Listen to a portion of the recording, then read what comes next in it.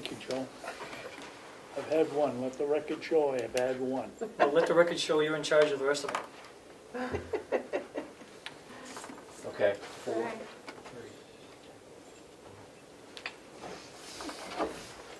Going to call to order the Commissioners' meeting of December 16th, 2020 at 9:10.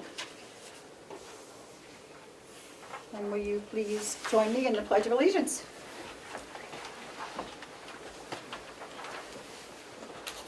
Pledge allegiance To the flag of the United States of America, and to the republic for which it stands, one nation, under God, indivisible, with liberty and justice for all.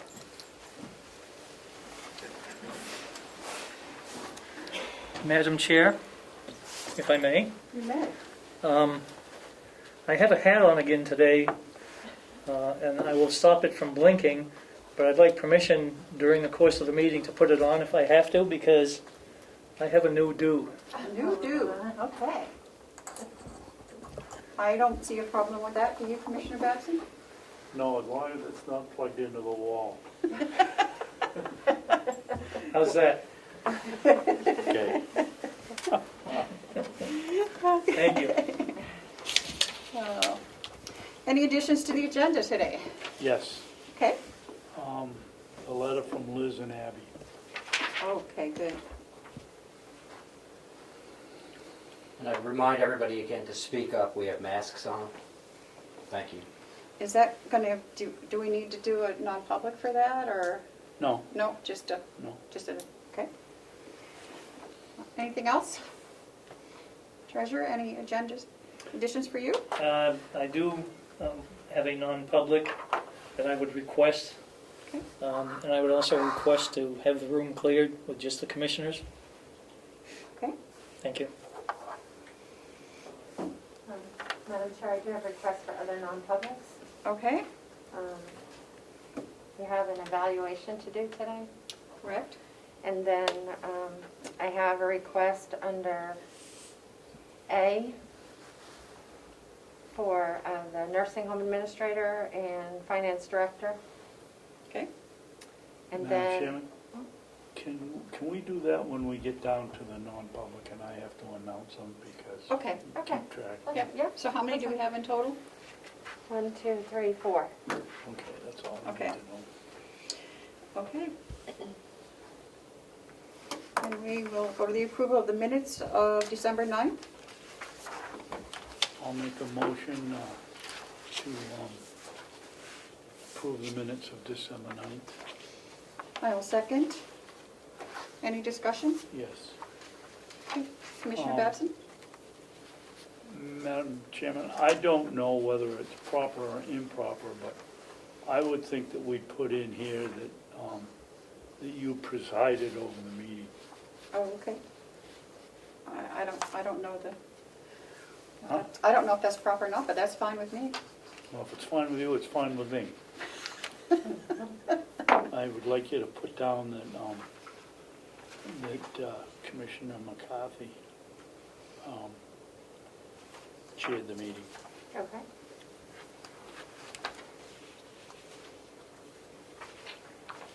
Okay, so we need a motion to accept, which we Oh, have. we have. Okay, all those in favor? Aye. Aye.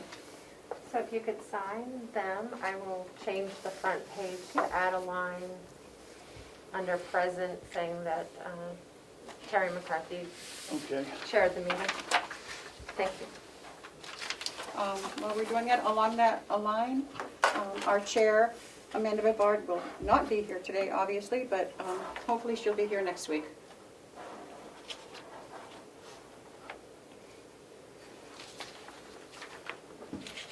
Is there a reason she isn't zooming in, Madam Chairman? I don't know The that. facility is here for everybody.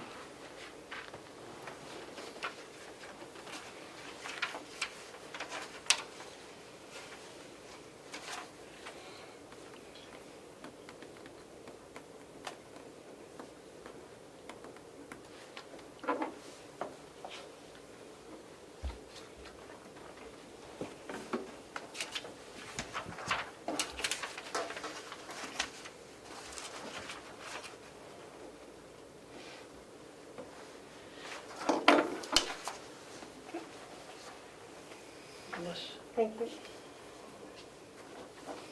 Okay, and do we have any media questions today? Okay, seeing none, we will go to public input. Do we have any public input today?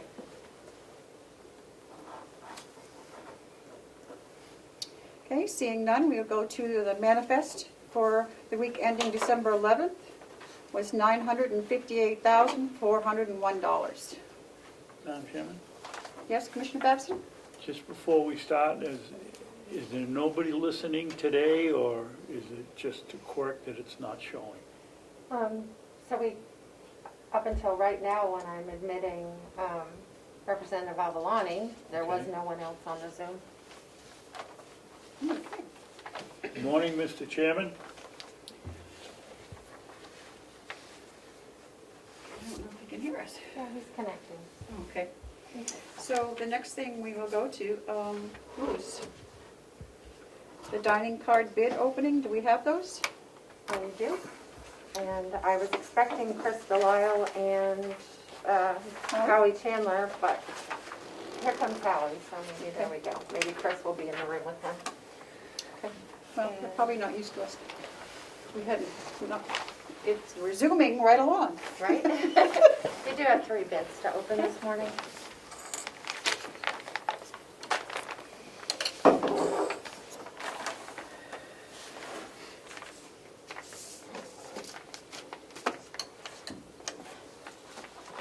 Are these both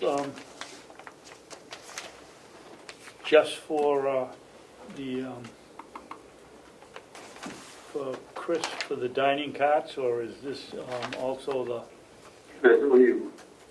No, they're all You didn't marked. sound like you having a good morning. Oh, no, these two are marked delivery cards. These yours? Yep. Yep. They should all be marked. See, right down here.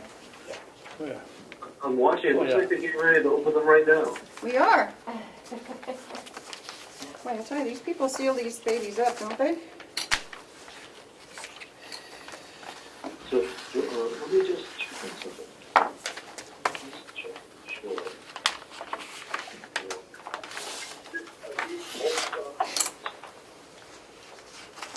Got 4 of them.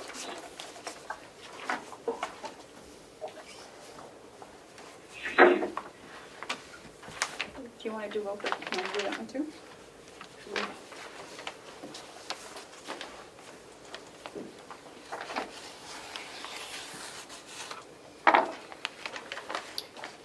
Good morning, Mr. Murray.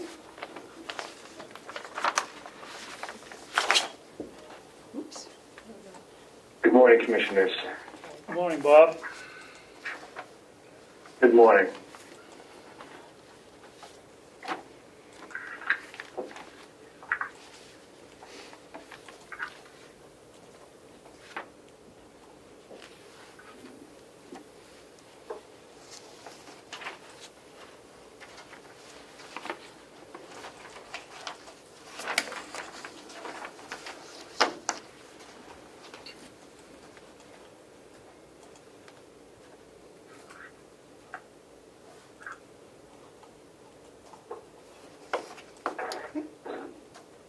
Are we all set?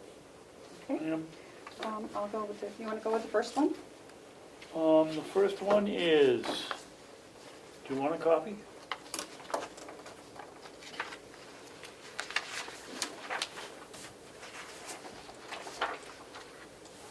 The first one is from suppliesonthefly.com, Cisco company. Metal tray delivery cart. 1-year warranty on parts and labor. Wow, the weight is 2,480 pounds. The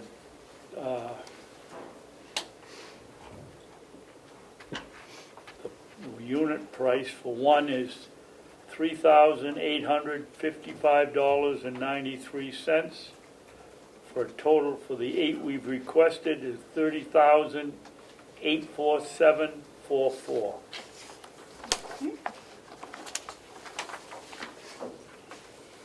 And I have a bid from Douglas Equipment of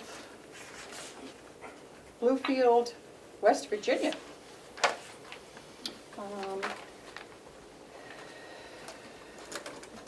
For a metal tray delivery cart, 8 of them. They each are at a price of $3,675.79 for a total of $29,406.32. How much was it? $29,406.32.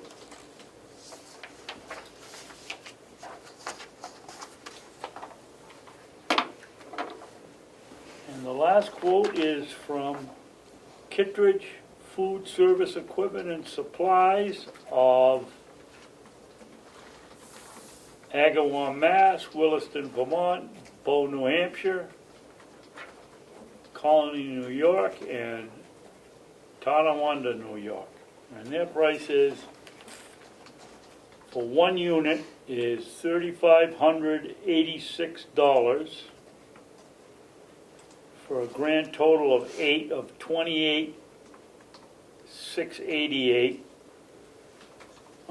1 year labor, 2 years parts, and standard warranty. Fourth top rail, $110. These are add-ons, I would guess. For a total of $880. Perimeter bumper, $211. $1,016.88 for 8. And 6-inch casters, 2 swivel, 2 rigid, standard. Oh, there's no price, so I guess that's it. A total of, if you want those add-ons, it's $31,256.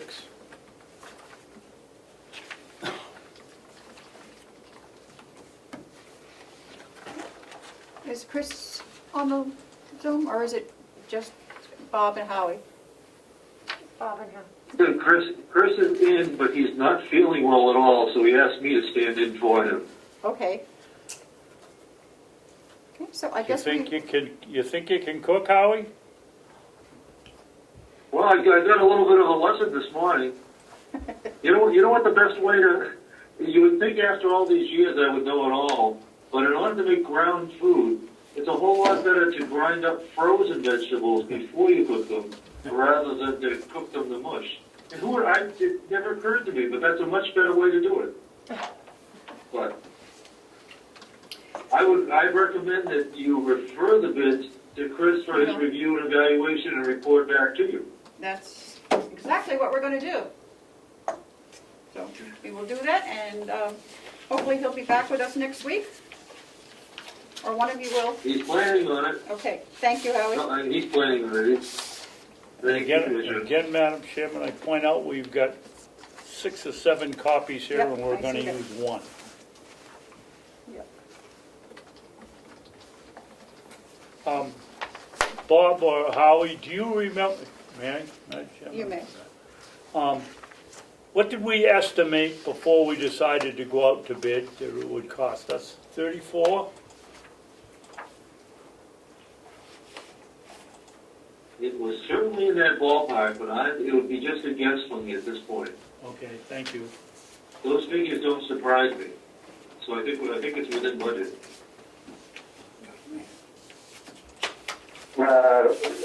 I've got the budget right here in front of me, and it's budgeted at $31,000. Ooh, okay. We're just going to make it. I'll put these back and make sure that, Oh, okay, I'm sorry. no, it's okay. Then we'll thank it to Thank you. these guys. What is this one? I guess it's just one of the extra ones if you want to keep. Is that the, That's the one I had, that's the one you had? if you want to keep them. Okay. Okay.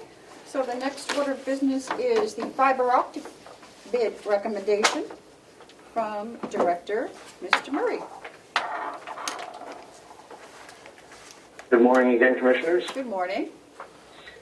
So last week, the Commission has opened up 3 bids for the fiber optic upgrade between Mountain View and the jail. We received a bid of $12,587.56 from Tri-Wire Engineering of Auburn, Mass. $13,024.34 from EX2 Technologies, Omaha, Nebraska. And $13,368.14 from CBS Unlimited, Bennington, New Hampshire. All of the bids were reviewed by John Rich and myself, and they have all been determined to be qualifying bids, and they're essentially apples to apples. There's virtually no disparity between any of them except for price. So since price is the only criteria that we're going on at this point, I see no reason not to recommend Tri-Wire Engineering of Auburn, Mass. for $12,587.56. Now, we've got a little. I get a little caveat here. Yes, sir. We budgeted $6,000 for this.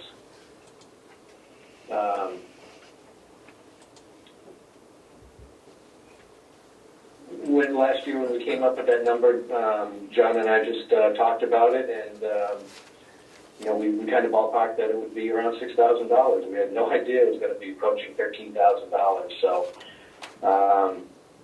we did under budgeted. However, I do have money available from cost savings from other capital projects, and I reviewed this with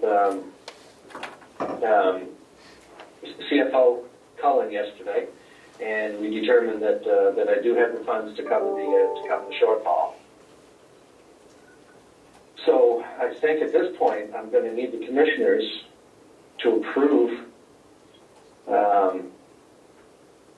taking some of the money from the extra money that we have from some of the projects and putting it towards this. And I believe that we're also going to need delegation's approval to do this. Am I correct? Correct. Okay.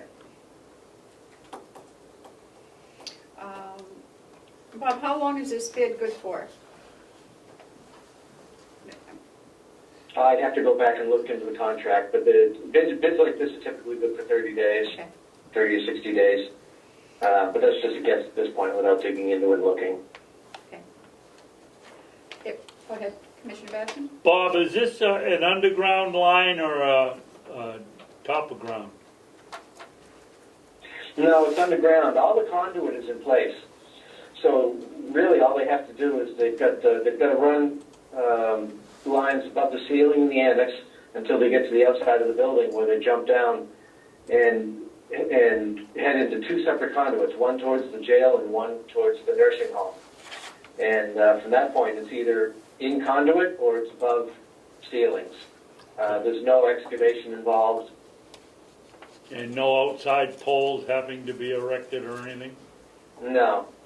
Okay. No, all the conduits in place. The only thing that we're kind of fighting right now is if there's any water in these conduits underground, we want to get it before they freeze, and we're rapidly approaching that. So I've kind of got a time constraint on this.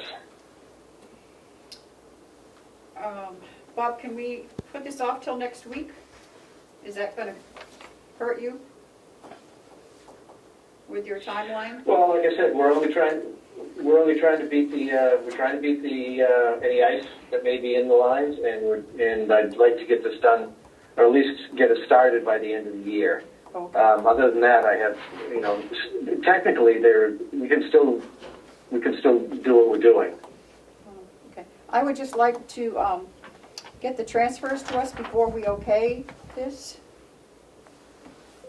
So if we could get transfers for us for our next meeting, and get those signed, and, The transfer is prepared. okay. CFO Cullen has the paperwork already prepared. Yeah. Is he in the room? Okay. Yes, he is.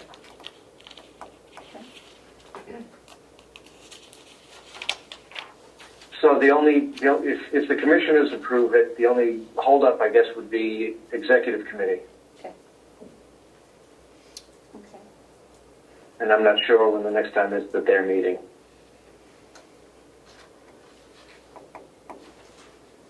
Would you, Commissioner Babson, would you like to just do that transfer now, or wait till Fergus is ready to do his report? Just anytime today is fine. Okay, I'm It more is the concerned. only transfer that I have prepared for you. okay. Okay, Bob, we're gonna wait for that transfer today, and, Commissioner Babson? We got Reno here, we can ask him when he can do it. Okay, May I ask? you may. Chairman Avellini. Hello? The screen states Lino Avalani is connecting to audio. I don't know if he's having trouble connecting to our meeting. Oh, there he is. There he is. Mr. Chairman.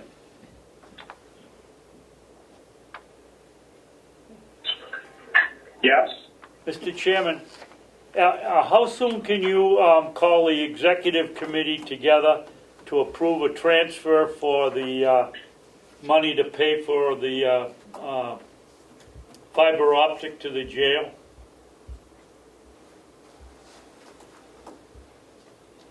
As long as there's money left in the line to pay everybody to come in for a meeting, I don't see why we couldn't have it next week. Why do you have to pay them to come in for a meeting if they're at home? They still get paid a meeting fee if they come to a meeting. If they come on Zoom, they still get paid for the meeting. They get $25 to come in here and just say yes, or come in on Zoom and say yes? Or am I That is wrong? correct, Commissioner. Wow. You are Okay. correct. Thank you. You're welcome. So I guess the most economical thing to do is to wait till the next meeting. I mean, that's ridiculous. Would you like me to find out how much money they have left in their meeting budget after their last meeting? Yeah, I think we can do that later. Let's do it. Yeah. Okay. So, Bob, as it is, we're just gonna get with Fergus today, at some point. He's gonna give us that transfer, and then we'll get in touch with Lino and see how we can set up a meeting right away with them. Is that okay with you? Okay, great, thank Okay. you. Yeah, it's just as soon as we can push this through, I don't want to use that term. As soon as we can get this done, the sooner I can I can get the project rolling. Okay, That's all, thank you. okay. Thank you, Bob. And I have one more item that I'd like to discuss with the commissioners. Sure.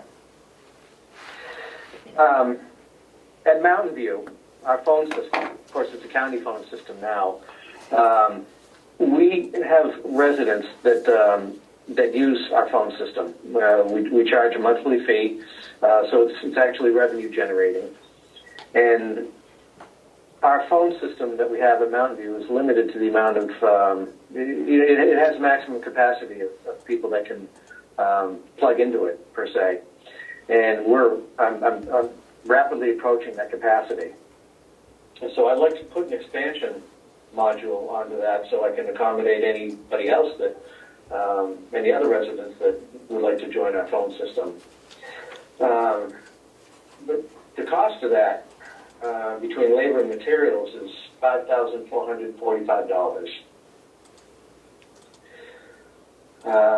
So I need the commissioners, I guess, I know you don't like me to ask this, but I'm going to, because our phone system is unique and we don't want multiple vendors into our phone system, I need to ask the commissioners for their unanimous vote to approve that Teletechniques, Wayne Fuchs and his company, do the installation for $5,445.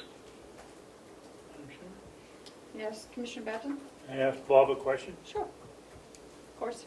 Bob, tell us a little bit more about the telephone system. It would appear to me if we have to go to, let's say we've got 103 residents, we have that capability. They're not all gonna be on the phone at the same time. Why do we need to expand it? It's not the passive capacity, it's the connection capacity. Every phone line that plugs into the phone system has to have its own jack, have its own connection. It's not a matter of whether our phone system can handle the calls, it's a matter of whether it can handle the extra lines.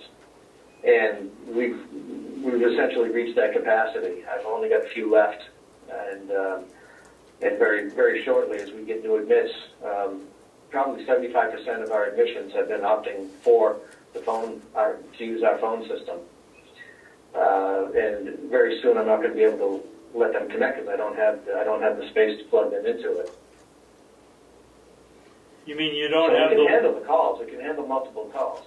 you mean you don't have the wall jacks to plug into? We have the wall jacks, and they all go back to the central phone closet where our phone system resides. But the phone system itself only has so many jacks on the back of it without putting this expansion module on. Okay.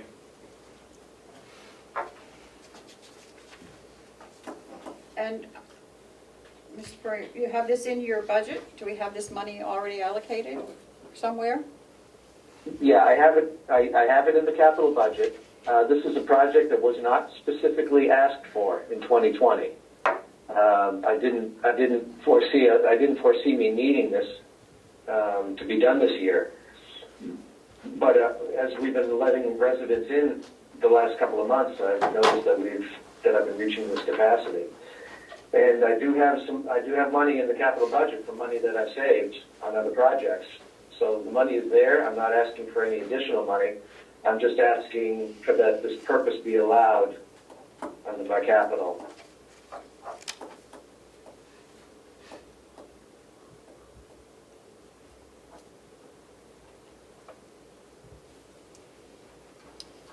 Commissioner Babson?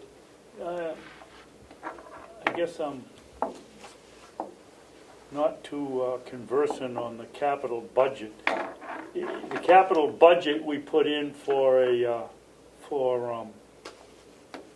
specific need, don't we? Yes. So if it's in there to buy a snowplow,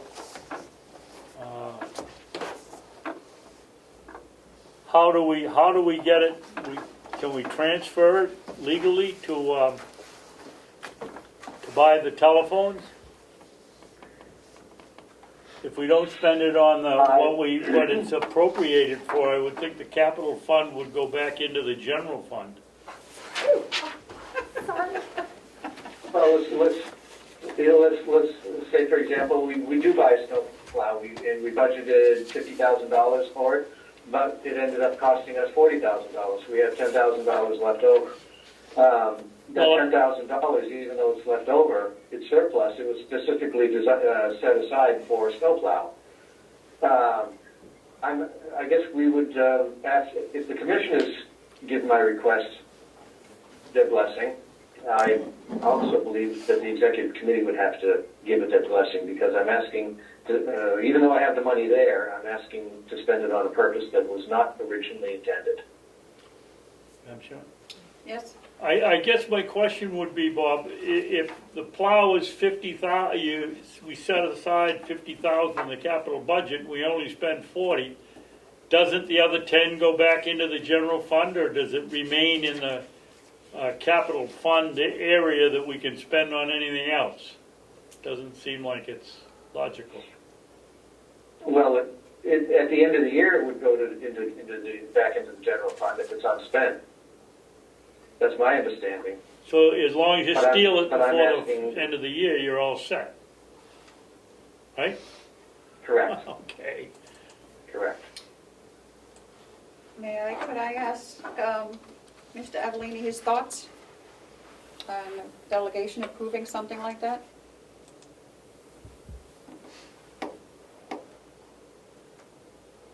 Oh, is he on mute? He is. He'll be here sooner or later. He may not have heard you.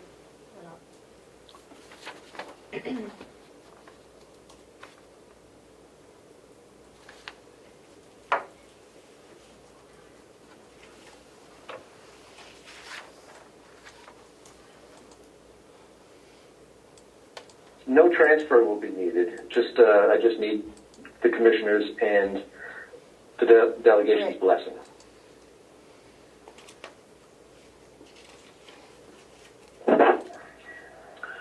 How can I help you guys? Thank you, Matthew. We have a request to use some leftover funds in the capital budget for the nursing home. But along with the commissioner's blessings, it also needs the delegation. So I wanted to find out how you felt about that kind of not really a transfer. Transaction. Yeah. It would be a repurposing of funds Yes, in that area. yes. I would think just a vote from the executive committee should be sufficient on that, because I think we've done that in the past. Okay. What'd he say? He said that just a vote from the executive committee, which they've done in the past. I think we need one. Yep. Okay, thank you, Mr. Avellini. You're welcome. Okay, so I guess Bob wants our blessings now. And then we can push it forward for maybe next week with the executive committee if we can get this done today. That would be wonderful. But since it's over $5,000, and I'm also, I know you don't like when I ask, but I need to ask that we let Wayne from Teletechniques do the installation. This is a security issue. Wayne, as you know, is very much embedded in our phone system. Yeah. Mr. Babson, would you like to make Yes. that motion?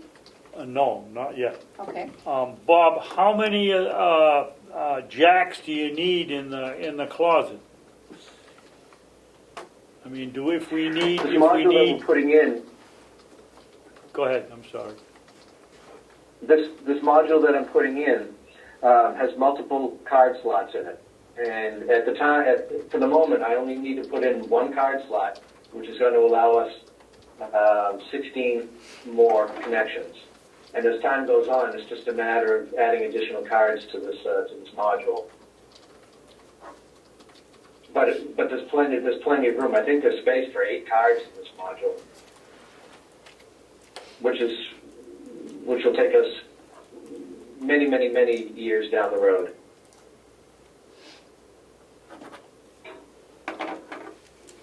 And there's It's 15. similar to a computer CPU.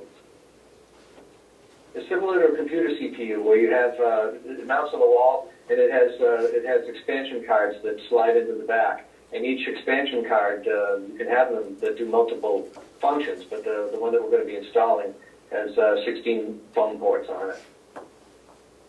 Do those, if I may, do those phone cards, do they have, are they an additional expense as you go along? That's included in the cost. Is it included in the cost? Yes, I mean if I want to add another card next year, then yeah, I'll be asking for the funds to do that. But right now, I'm only asking for the expansion module and the single card that goes into it, and that's included in the price that I gave you already.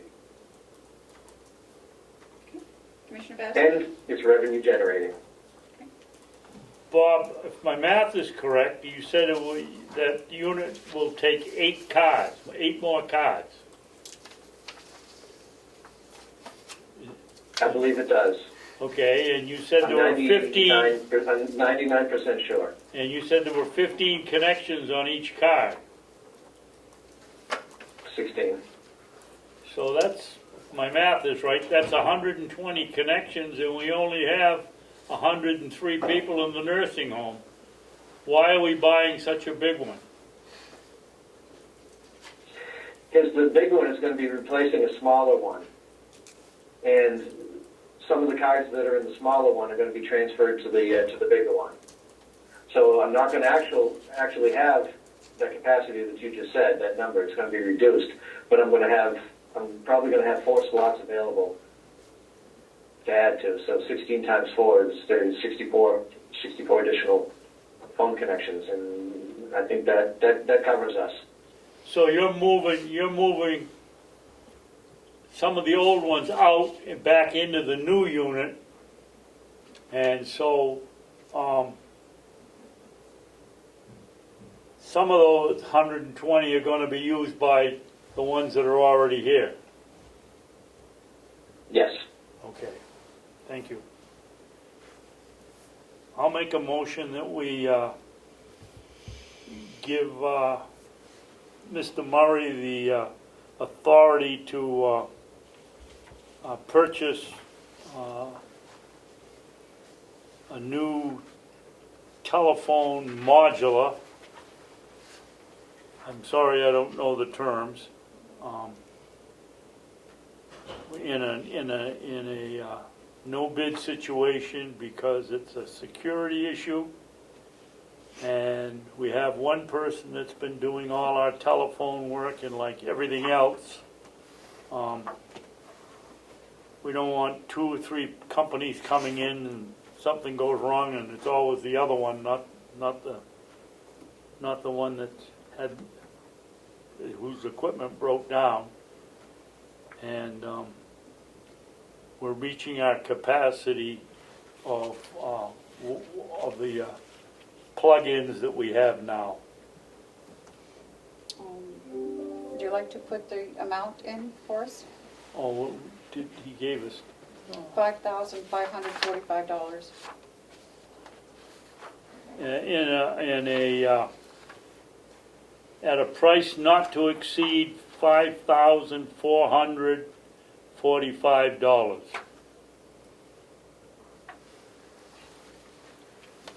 I'll second. Any discussion? Seeing none, I will, Madam Chair, yes, might I add to the motion the name of the vendor, Teletechniques? yes. Purchase new telephone modular from Teletechniques in no bid process not to exceed $5,445? Yes. And then the reasons. Okay, thank you. Can we use the term expansion module? Telephone expansion. MODULE. Oh, okay. Is that okay? Yes. Yep. Thank you. Okay. All those in favor say aye. Aye. Aye. Thank you. And how do I get this to executive committee? Melissa, do you take care of that? Yes. I'll make sure it gets done. Okay. Thank you very much, commissioners. Anything else, Bob? That's all I have for you today. Okay. No. What else do you want no. for Christmas? No. Thank you very much. You're welcome. Thank you, Have a good Bob. day. Okay. You do a great job. Thank you. Appreciate that. Next up, a department head report from our HR director. Come on up.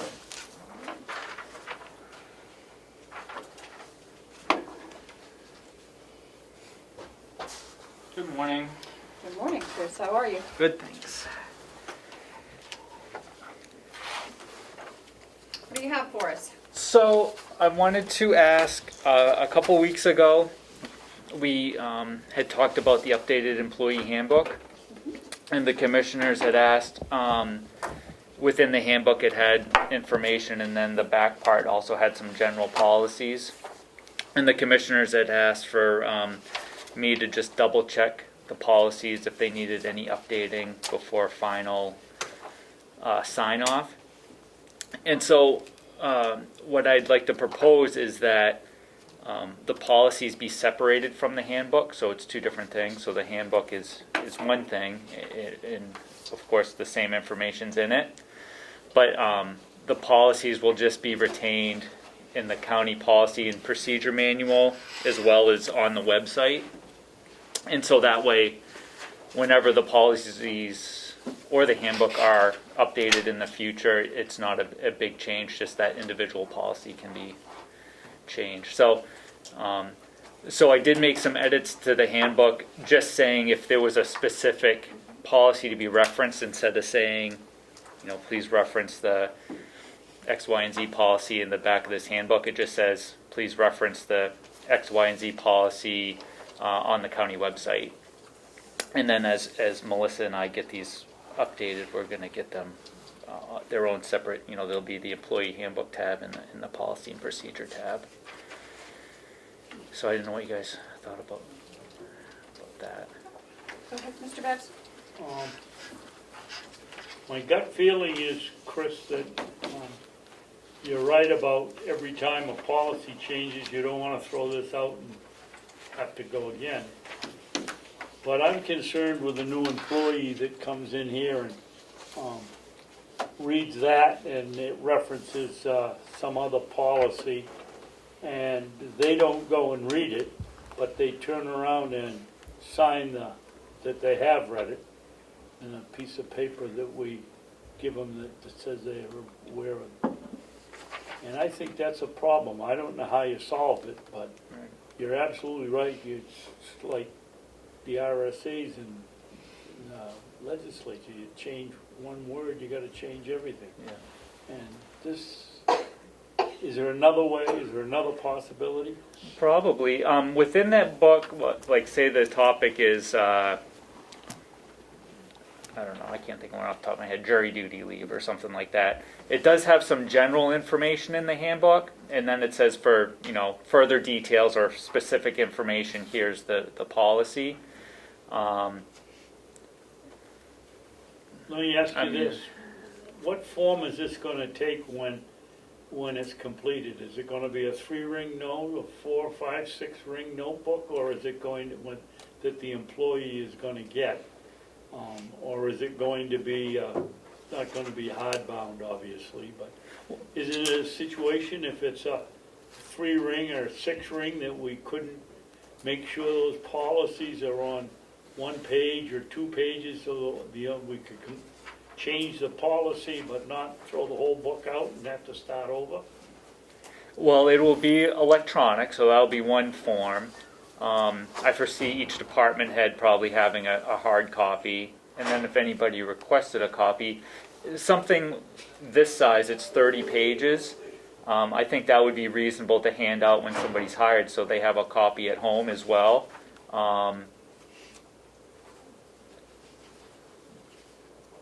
That doesn't answer your question as far as putting the policies with it, but I guess. If I may, how Yeah. many pages are you thinking that the regular policy manual is going to be? I know it's quite large. The original handbook with the general policies in it was about 70 pages. So removing the policies now it's about it's 31 pages. It's about half, it's about equal. Yeah. So, I mean, the county-wide handbook obviously is a policy book is big, but so it's about 30 additional pages with the policies attached to it.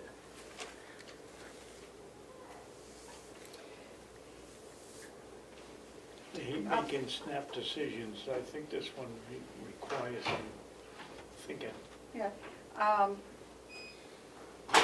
The only other thing I can think is you keep them separated, but give them both. So and then they sign off, not that they've read it, but they have Received a copy. they have received a copy. We're not saving, we're saving 30 pages of paper by not giving it to them, but I think for liability reasons, they should have a copy of it upon employment. So it's a new hire, Madam Chair? Yeah, like Okay. a new hire, Okay. but like David said, we can take a look at it, but that would be my suggestion. Because Melissa and I have been looking at, getting the policies updated. Yeah. I wasn't trying to get around it, but I was just trying to get the new handbook out there while we're still working on them. But Commissioner Babson, any other thoughts? No, but I'd like to think about it Yeah.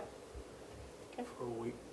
But it sounds like it would be best to have them together still, the policies with the handbook, in some sort of fashion, even if they're separate documents. Yeah, even if it's Okay. in a separate booklet, I mean. Okay.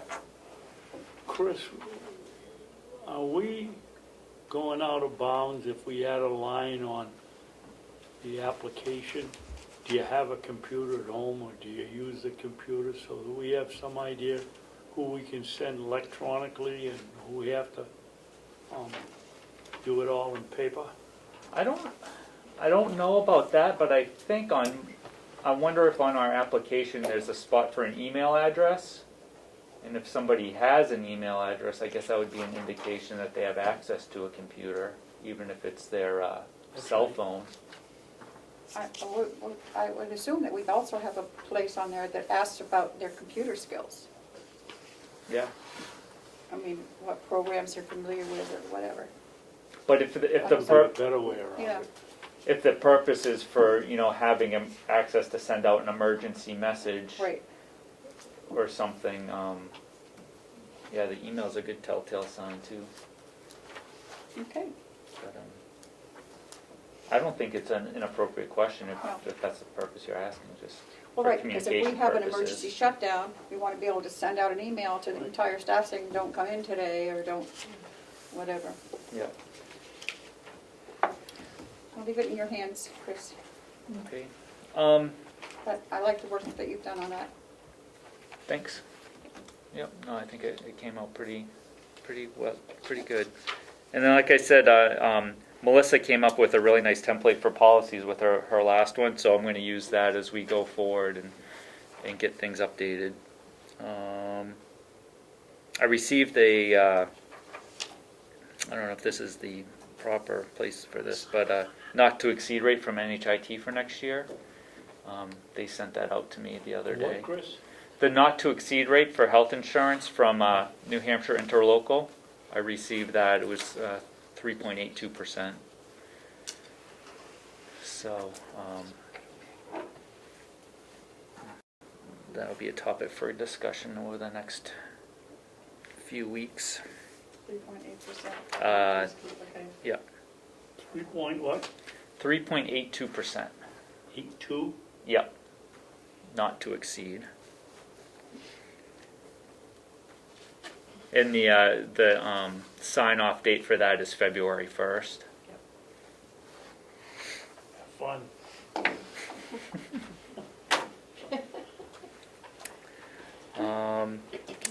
They continue to conduct interviews down at the jail for the medical director position. They've only had a couple, and we have another candidate out of town that's moving into the area at the end of the month. So we're still trying to recruit for that. But that's an important position that we're trying to get filled.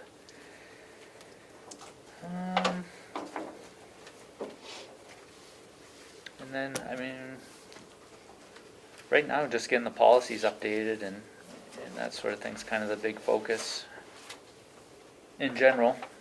We have some specifics we're looking at, but everything else is going pretty well from my perspective. Okay. Thank you. And all set? All set? Okay, All right. great. Thank you. Thank you. Okay, New Hampshire Association of Counties appointments. We get 5.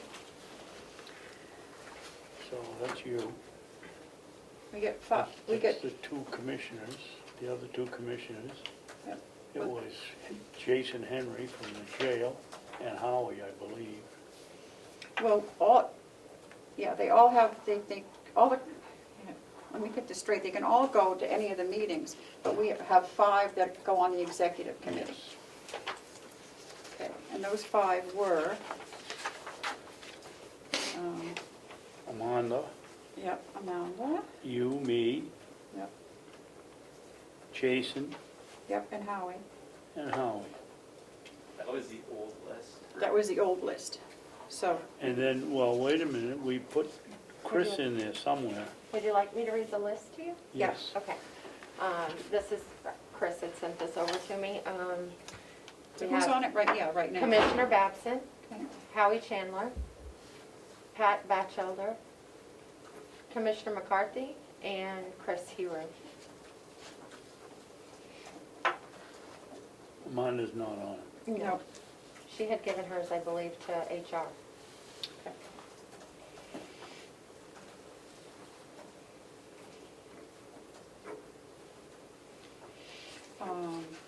So the only one to come off would be Commissioner Babson. So.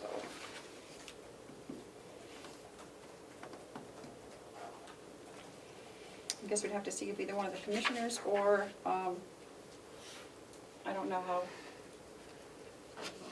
Mr. Cullen feels about wanting to be on that. They do have an administrator one too. I mean, each department has, or has their own association with that, Association or subcommittee. subcommittees. I defer to your judgment. Okay.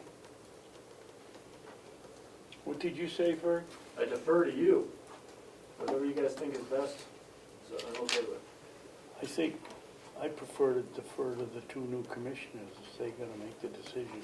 Okay, we'll hold that off until, when do we have to know? Then it says that the association would like that information before the their January 8th meeting, so we would have to do it at the January 6th January commissioners 6th, meeting. okay. Okay. Thank you. Okay. Oh, and we have line item transfers, so we have that one. Do you have for us? Okay. Thank you, Melissa. You're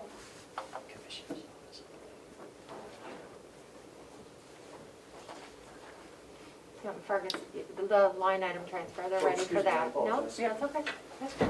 Yeah, I only have one, and sorry, I forgot to make extra copies of it. Thank you, Chris. Thank you. This is just the one that We have Bob to Murray sign? mentioned, and I do have the backup behind it to show that they have the funds available.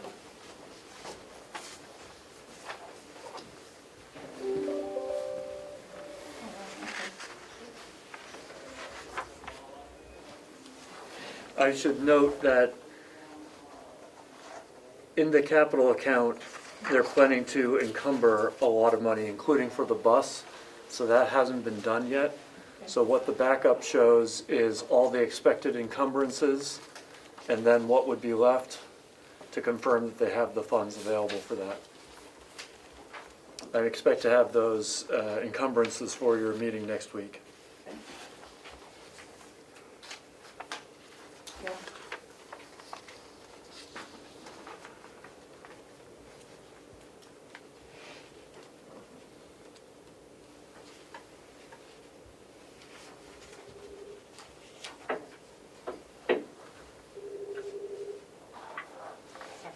Good morning, how are we doing? Bye, Howard.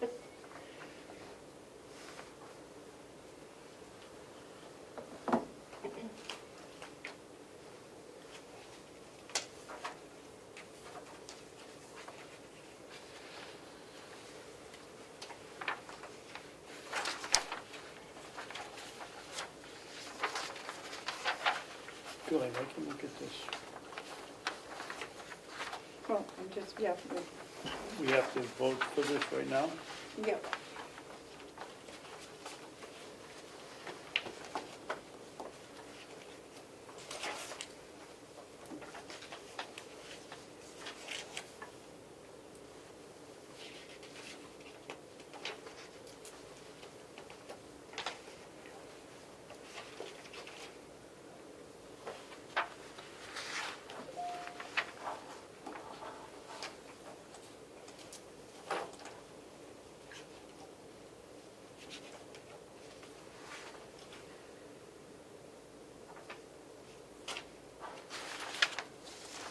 I'll make a motion that we approve, request 2020, what is it, must be a 10 or 11, isn't it?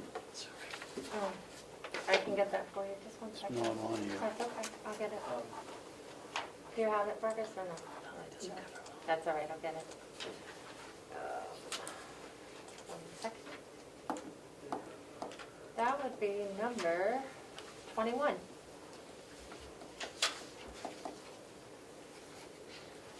I'll make a motion that we approve transfer request 2020-21 for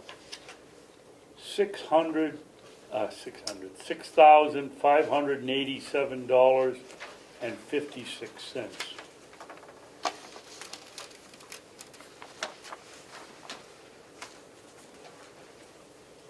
I'll second. Any discussion? Seeing none? All those who approve, say aye. Aye. Aye. Just go to you? And we'll get that through the executive committee process, Yep, we can once do we it. find out if they We have have money to to. sign it, don't we? Oh, I'm sorry. Oh, that's Yeah. right, we're gonna sign it. So we have that, and the other thing for the executive committee, what was it? The, Forgot it already. changing the project, to do the telephone project. Telephone project, yep. Using unspent capital reserve or leftover capital expenditure funds. Yep.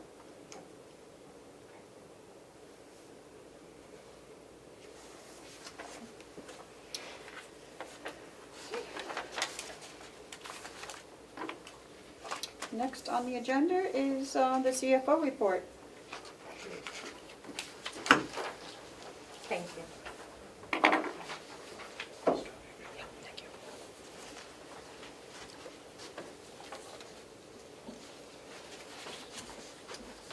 Copies for each of you. Also, would you like one? Sure, thank you. Here.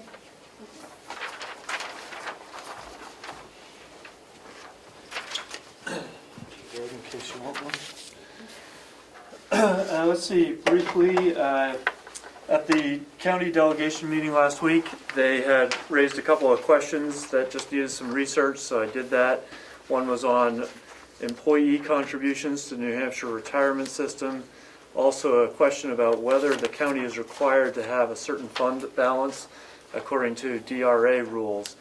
I did research those items, got back to both the commissioners and the delegation on that with answers. I did want to point out that we are not actually by statute required to have a certain fund balance, but there are guidelines on what we should maintain. This is going to be something that is going to be very relevant in the next couple of weeks as a determination is made how much of a potential balance is used to reduce taxes as part of next year's budget.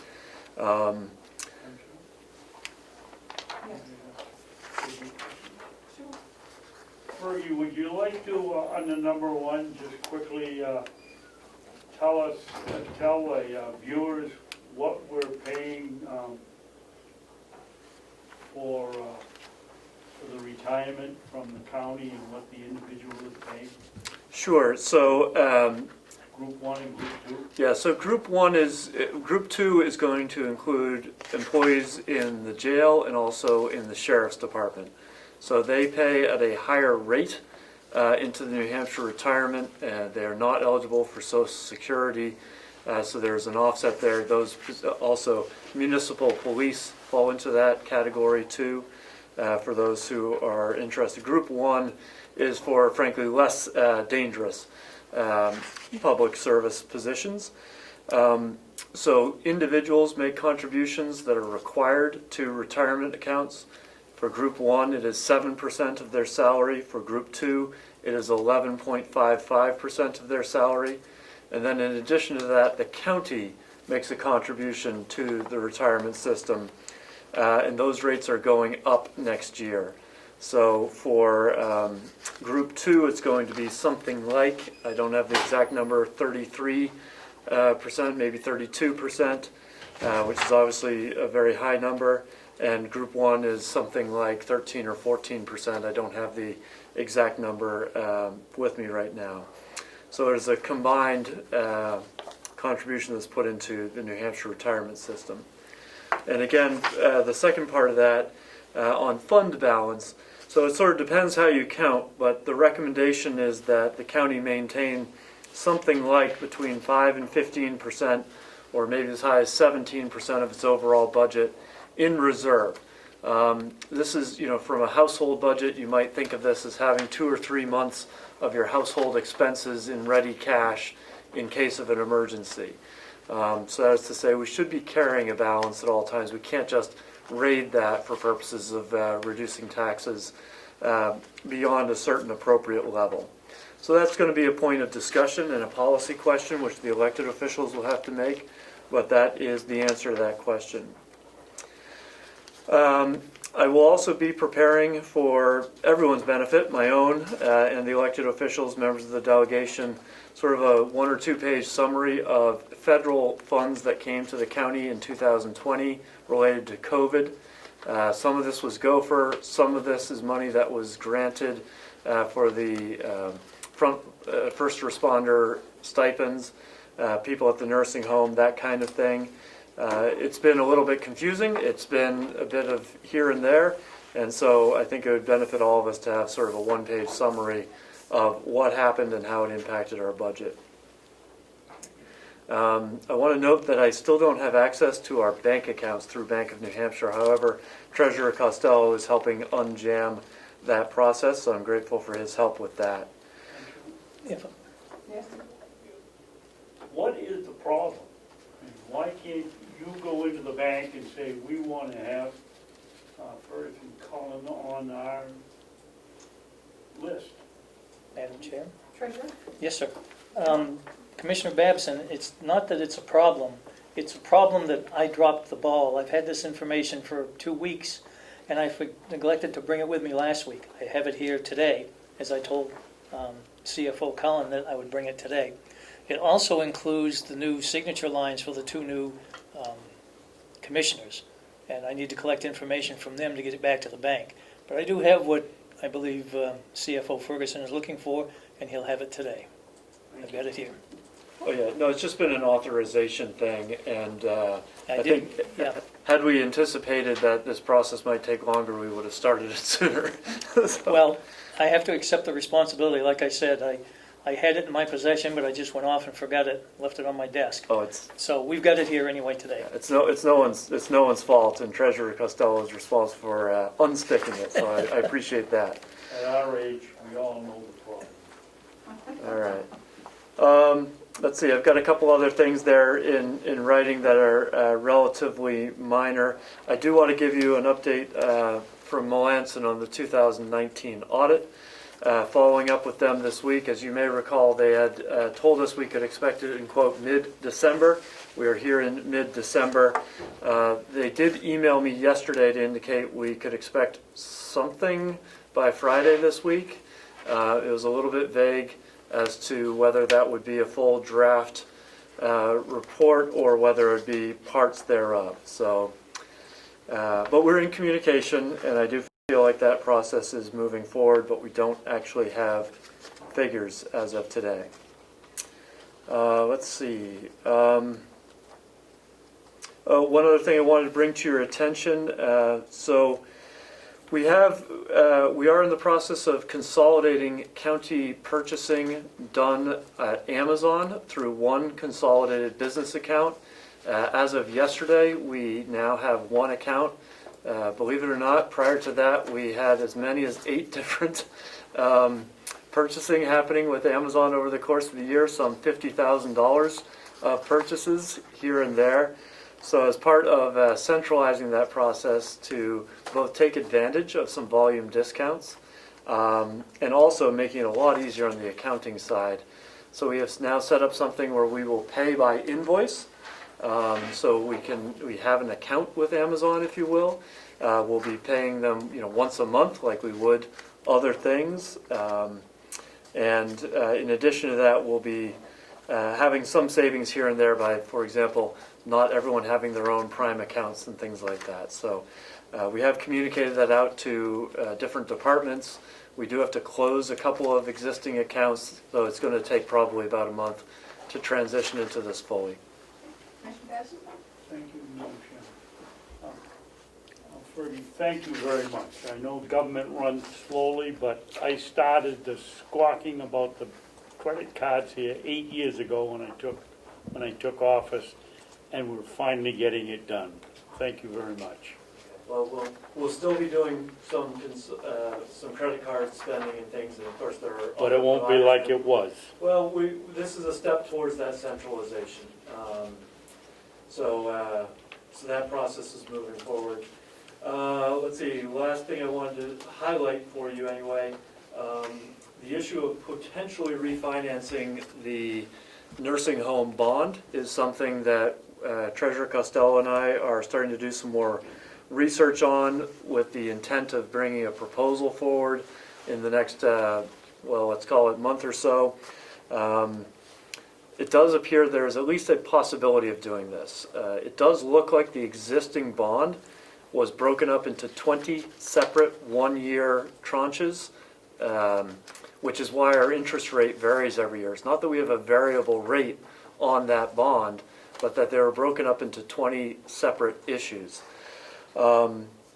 Given that we're over 10 years in and the bulk of it has been paid off, the savings may not be as maybe huge, but there is at least some potential there. We expect to consult with bond counsel to see what our options are and come forward with a proposal to be considered by the elected officials probably sometime in January. I don't know if Treasurer Costello might have something to add to that. Yes. If I may, along those lines, CFO Cullen and I have talked about a couple of things. One of them is I want to make absolutely sure we're not, pardon me for the mask, I want to make absolutely sure we're not paying a huge penalty to do this. Typically, these bonds carry some sort of a big penalty. However, the information I've been able to see thus far doesn't seem to indicate that. However, the bottom line is nobody can seem to find the original paperwork. And I guess from what we're told, it's a file about this big. And it was in a file cabinet, and of course the file cabinet's been moved all around. So I'm going to check mine again real close to see if it's in there, but I'd really like to find that original paperwork so we can go through it and see about if there is some kind of a penalty. Commissioner Babson? Thank you, Madam Chairman.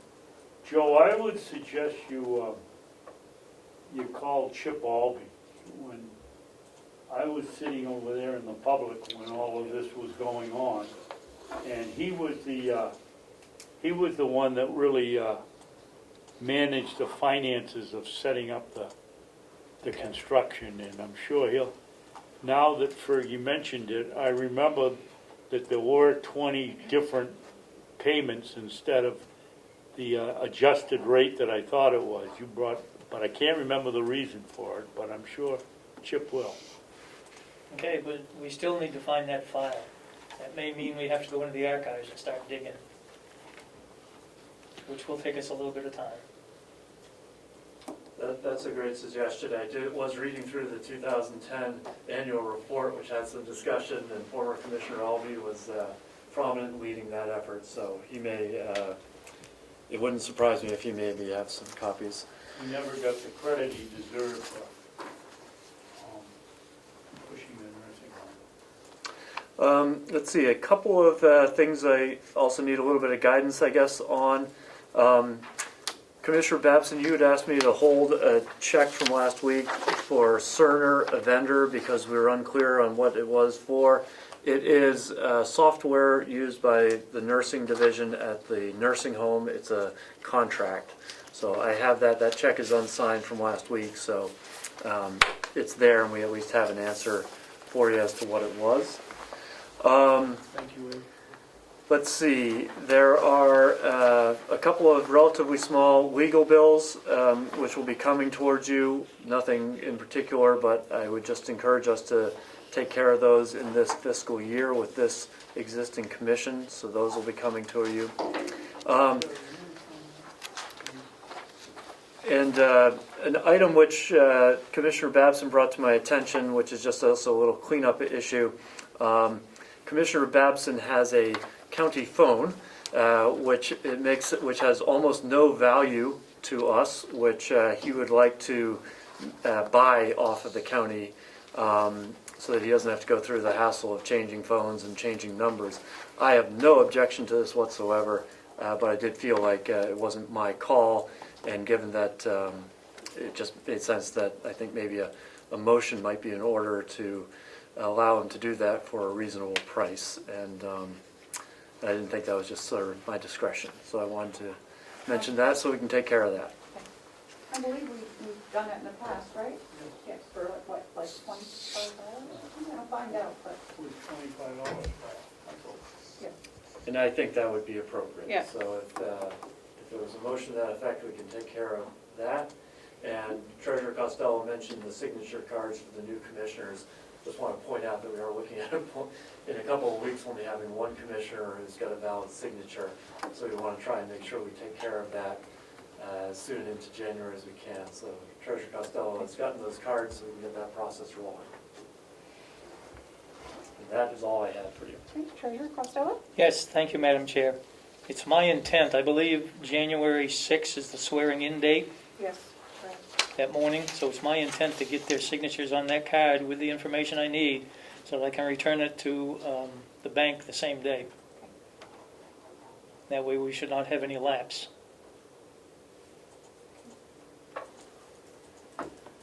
Okay, so we need a motion on the phone, so I will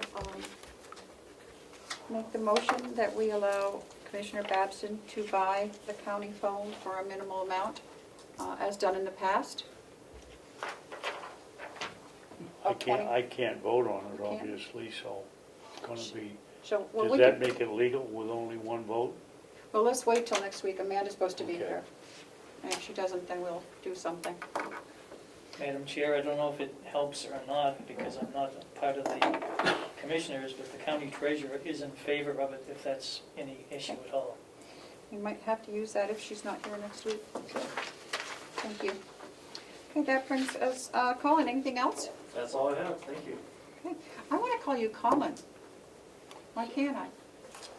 Just plain Fergus is I know. I've called him, he was here 3 weeks before I realized Cullen wasn't his first name. Oh, I've always known it, but it just seems so natural, I know. so I'm sorry. Okay, so we're right down to the executive coordinators report. Okay, thank you very much. The first thing I wanted to say is that this is our 84th Zoom meeting. It's not your 84th, but it's the 84th Zoom, right, that we've done from this room. And I just wanted to take a minute to say thank you to the Board of Commissioners for supporting the effort to make your meetings open and accessible to the public. From the very beginning of the pandemic, shutting everything down, we instituted this system to not only allow the public to watch the meetings, but to actively participate. There are municipalities in the state where the public has not been able to participate for about 9 months now, and it's vitally important, and I appreciate it.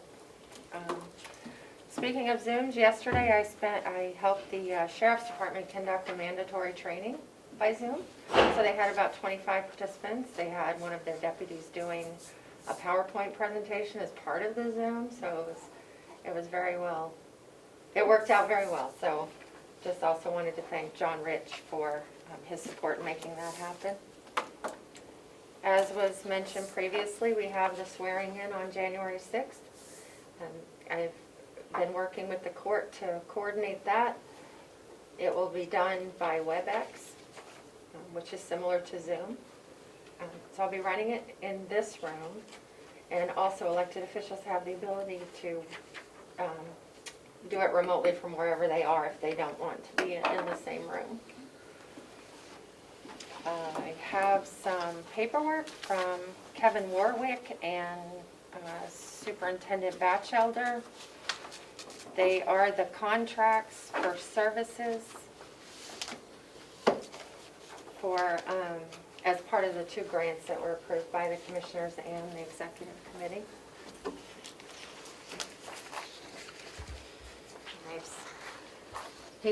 Superintendent Batchelder sent these over for your vote and your signature. We have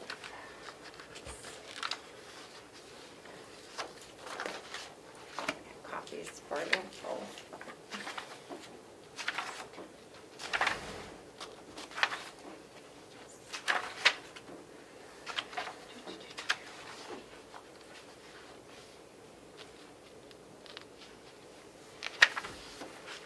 I give you the 3 correct ones. So there are 3 2-page agreements.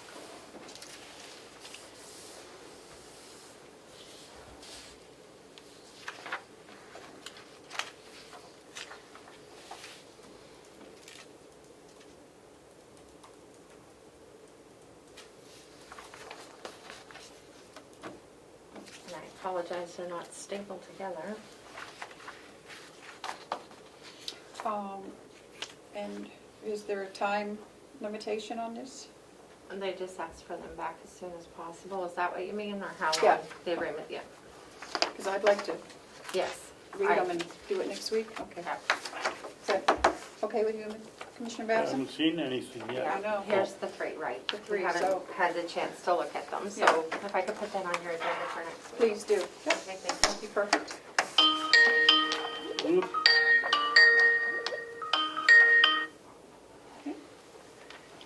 The I'm next, sorry, I forgot to put it on.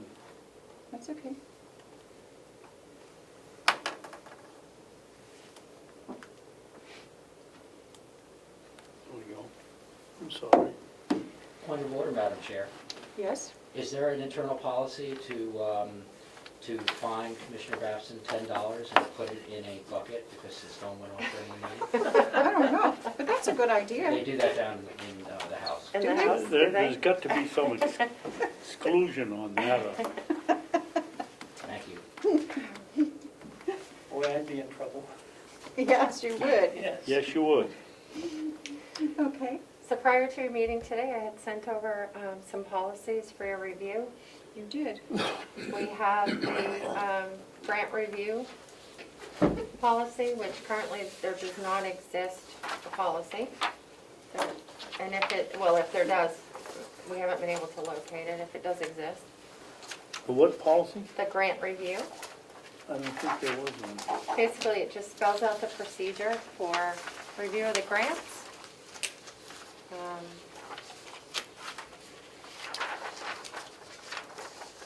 Starting with if the department head wishes to apply for any grant, they come to a commissioners meeting, give an overview of the grant, and receive permission from the commissioners to apply.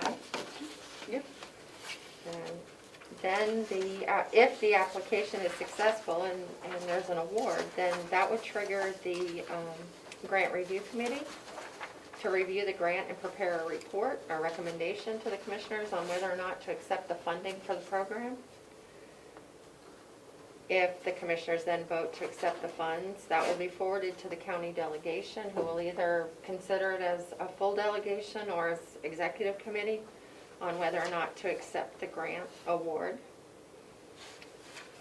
Is that number 3? So Or number 3 is the grant review committee convening and Where, reviewing. where, the grant. where is it that it's going to be the executive committee that's going to? It doesn't say executive committee in number 5, it just says a copy of the vote will be forwarded to the county delegation. And then number 6 says the delegation at their next meeting or special meeting, if the grant award is time sensitive, will consider the materials and input from the commissioners and department heads. Madam Chairman? Yes, Commissioner Bass? I just want to go on record, since I was the only one here at the time. That executive committee was, or this delegation operated as an executive committee as a whole. And somewhere along the line, 3 or 4 years ago, I believe it was Representative Umberger was chairman. They set up the executive committee to do just transfers, and there was a discussion that day about being a delegation of the whole or an executive committee of the whole, or now we have an executive committee of three or 4 or 5 people. There was a lot of discussion about that because commissioners from different parts of, representatives from different parts of the county didn't want 3 people making their vote. And so it was at that point determined that the executive committee would be only, and I'm sure Ed can find it on his video somewhere, would only be for transfers of funds and nothing else. Everything else would be executive committee of the whole. Thank you. That's the historical record of it. Thank you. So when you said executive committee here, my ears went right up. That's not what they were chosen to do. I mean, this year when we had the three grants, it was a little confusing about Yeah. who does what first and what happens next, and so I just wanted to put it into a document, so going Yep. forward, we have some guidelines and. Yes. I have a comment on this policy. On the last page, Melissa, you say, committee membership includes 3 to 5 members, including the chairman of the board of commissioners and/or his designee, and a member of the county delegation is appointed by the delegation chairperson. There's nothing in here that says what the other one or 3 would be, and we should have something in there. Because I wasn't sure what to put in there. Okay. That's why I left it just open. I know in the past we've had different department heads or members of the public. Well, before we sign it or vote on it, I think we ought to determine who they're gonna be. And whether it's gonna be 3 or whether it's gonna be 5 or 4. 4 doesn't work because it gives you an even number, but Right. 3 or 5, it ought to be determined which it's going to be.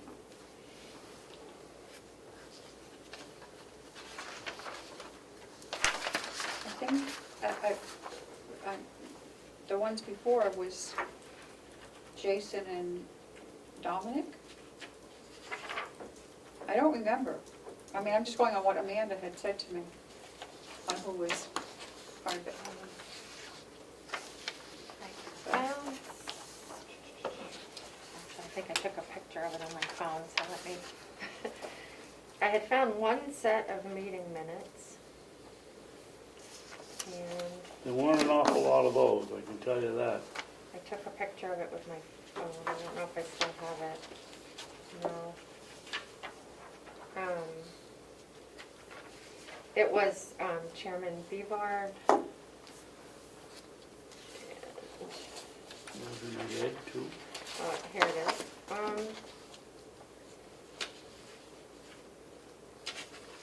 All it has is appointed committee members, Amanda Bevard, and then delegation liaison Representative Frank McCarthy. And also in attendance was Representative Ed Comeau. So it doesn't list him as a member, but he was in attendance, so I'm not sure if he was also a member at that time. You weren't it?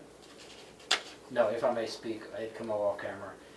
The delegation at the time went through the RSA, which stated that they have to, or they may review grants, so they basically assigned Frank McCarthy to that position. So that's why I had mentioned that during the delegation meeting, they should assign someone to be on that committee to review grants. So if I might, I don't know if it could be a commissioner, someone from the delegation, and then either someone from finance or myself to be the third person. If 3 is enough, it's hard to get 5 people together to do a report. Yeah, I think 3 is enough. That's just one idea because it will affect finance or it will affect organization. So, Point of information, a member of the public. sorry to interrupt. The purpose of that group is to give you a report.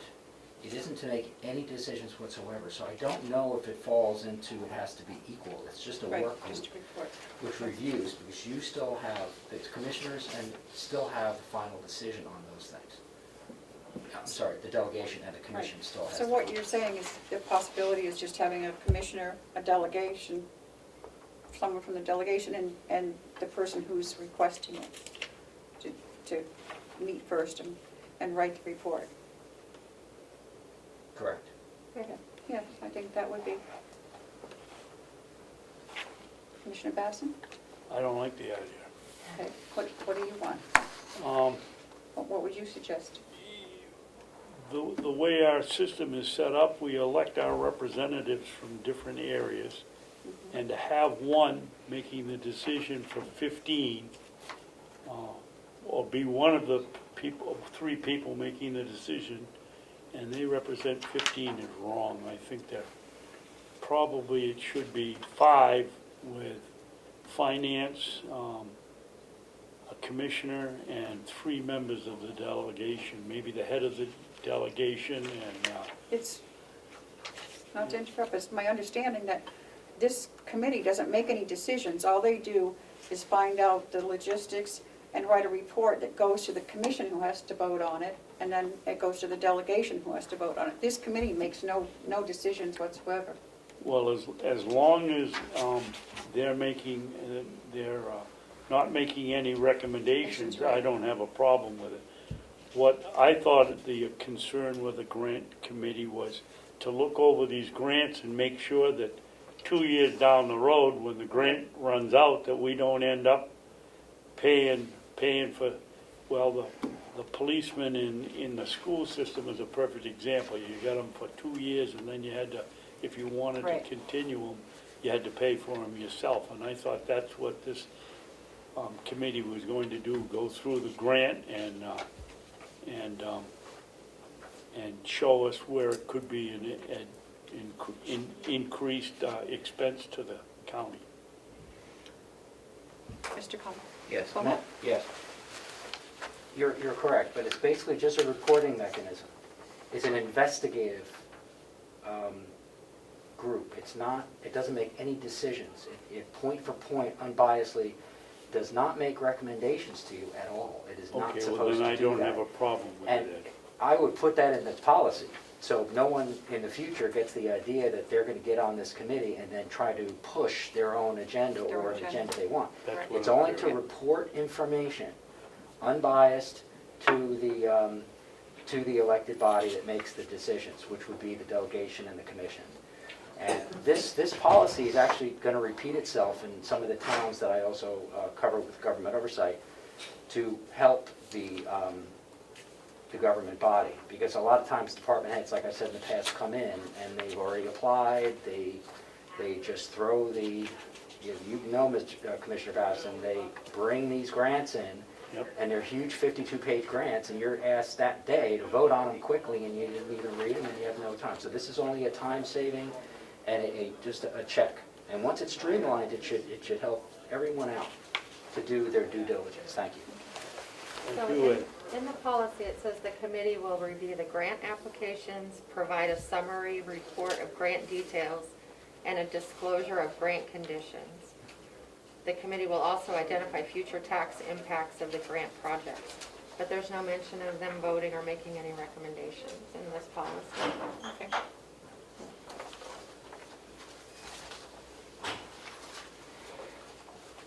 And then there's there's a sheet that goes with it, which I just copied from the one that Chairman Bevard had prepared previously. I just used the same form. And I'm sure that could be updated as we went along. Which one was that? It looks like this. Oh, the It's a very form, yeah. simple, I can't put it on letterhead, but other than that, I think it's the same questions, and I did find a typo, so I can fix that.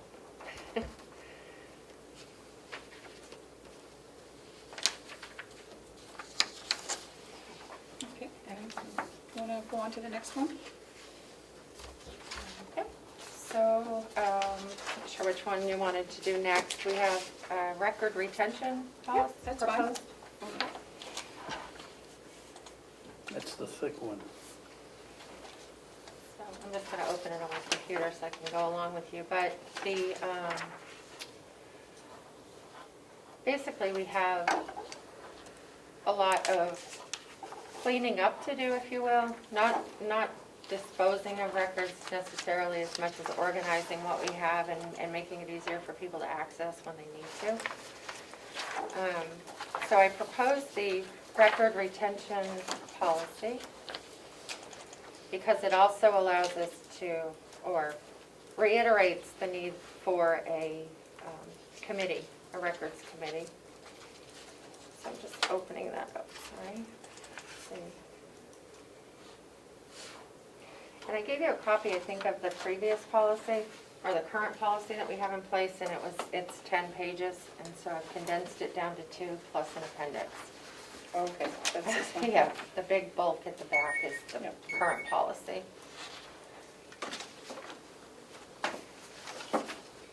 And Is this the current one that I'm looking at here? the back 10 pages or so, yeah, I think so, missing. With all the- Yeah. Yes, that's it, yeah. So we just, cleaned it up, condensed it.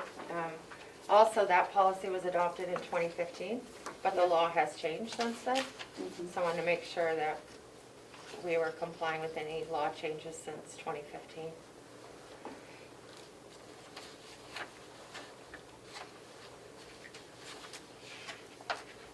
Oh, this is nice. This is yours. Yes, So you did. yes. It has the 2 front pages and then that chart, rather than just the listing of documents.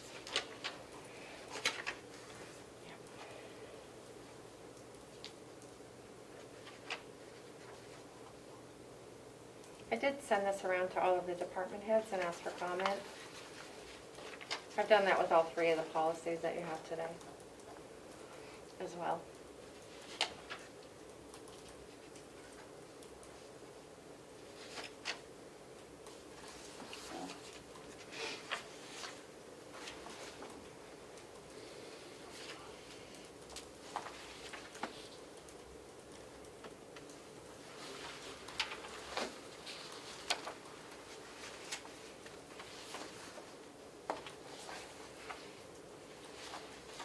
So what would the purpose of a retention committee be? Record retention committee, what? So, in the RSA, RSA 33, it says that municipalities shall establish and maintain a municipal records committee. And they're charged with the retention and disposition of municipal records.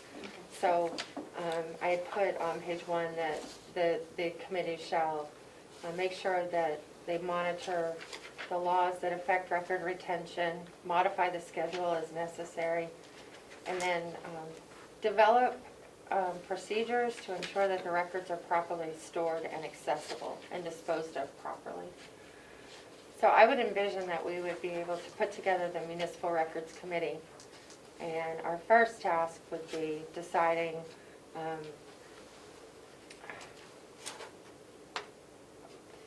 the main the main problem is the lack of storage space. Right. Right. So So- I'm looking at this and there seems to be a lot of stuff in there that we can get rid of now. Right, right.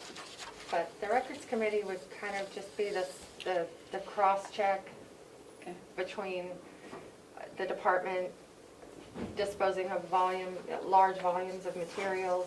So the committee would be like the point between that decision and the dumpster. And then also making sure that, we're looking at different ways of storage. I found over the last 9 months that people remember things being in a file cabinet over there, and that file cabinet's not over there anymore. Or things being saved to drives that the material's not there, so having to reinvent a lot of things and not being able to locate things easily and efficiently. So maybe we develop, for example, the vault, a labeling system where everything has the same label with the information on it, for example. So it's easy to find, easy to track. And did you have any other? It's crazy talk. We also have an annex full of records as well. Yeah, Yeah. Madam Chairman? yes. Commissioner Patterson? I think you're in luck. Your 2 new members are gonna be lawyers, Yep. and they can tell you whether the Municipal Records Committee applies to the county or not. We're a county, and that's very distinguishable in the RSAs. We're not a municipality. Yep. And I did I'm it. sure that we should, at a minimum, keep track of a lot of this stuff, but I'm not sure that this policy, the municipal records policy,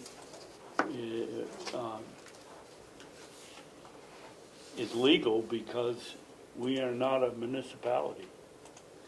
And we've been somewhere else in the last 3 years where we discussed where it said municipality and we're a county, and I forget what it was, but I think it was when Ken was here. And Madam Chair, Yes. I believe this came up a few weeks ago when I pointed to RSA 33A. Colon 1 that gives the definitions for the municipal records section.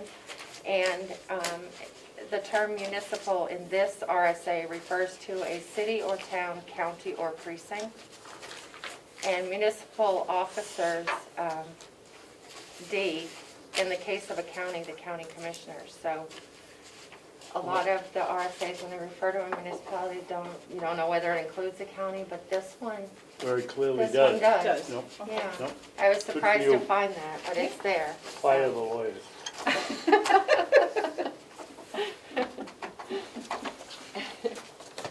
Okay, And this is another policy that I would really like to start off the new year right, having a system in place. So yep, it would be easier to start something like this at the beginning of the year rather than mid-year as a way that we're handling. I know that HR's been going through a lot of their records, kind of setting them aside, waiting for this. I have a couple of file cabinets full in my office waiting for this, so. And, okay. Would you go on to the next?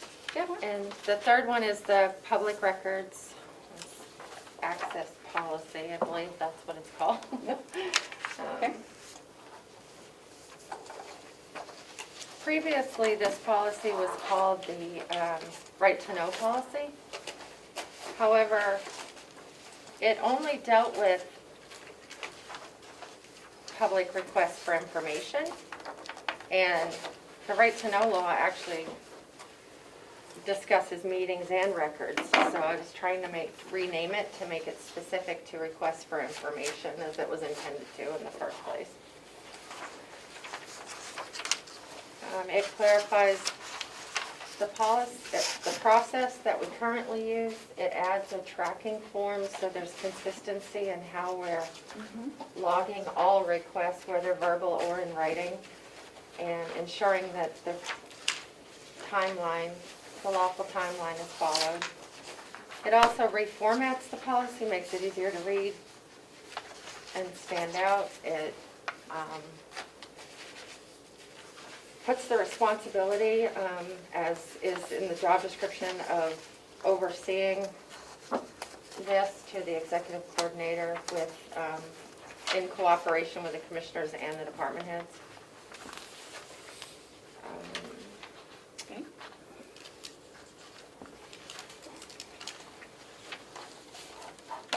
Well, I want to thank you for all your hard work on these. You're welcome.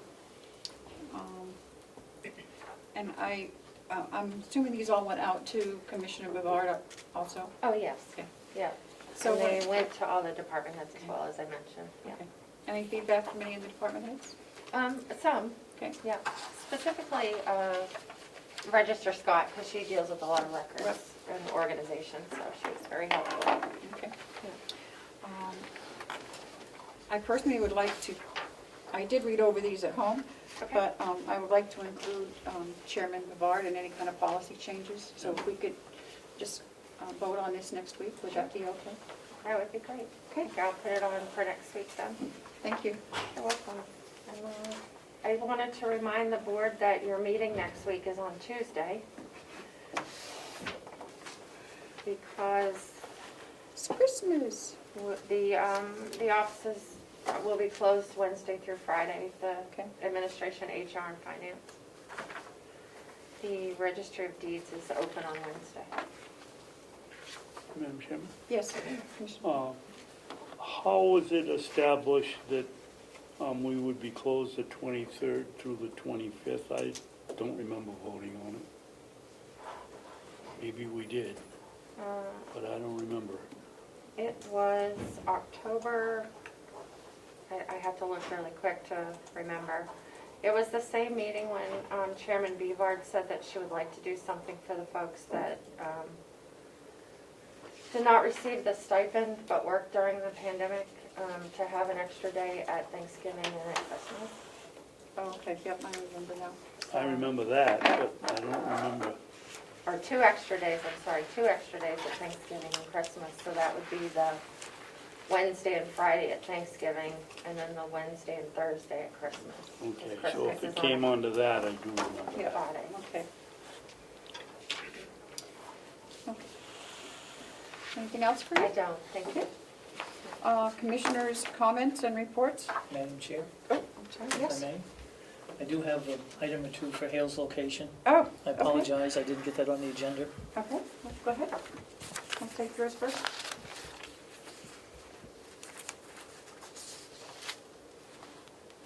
What I have here are some checks and some deposit receipts.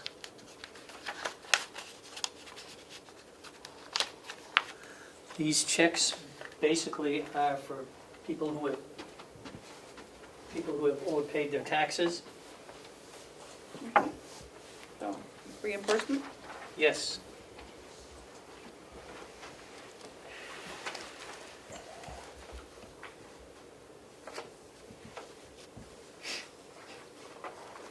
Madam Chair, is that considered an abatement?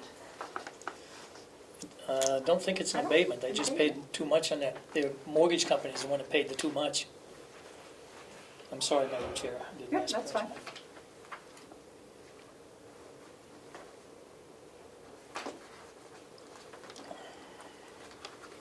Gee, I'd like to get a check, I got paid too much.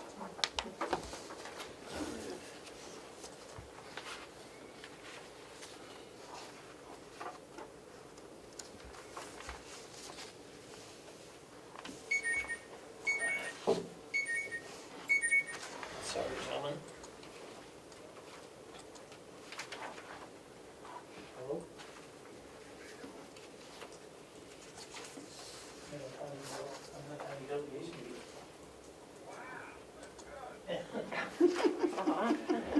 Oh, man, I'll go get it. Thanks.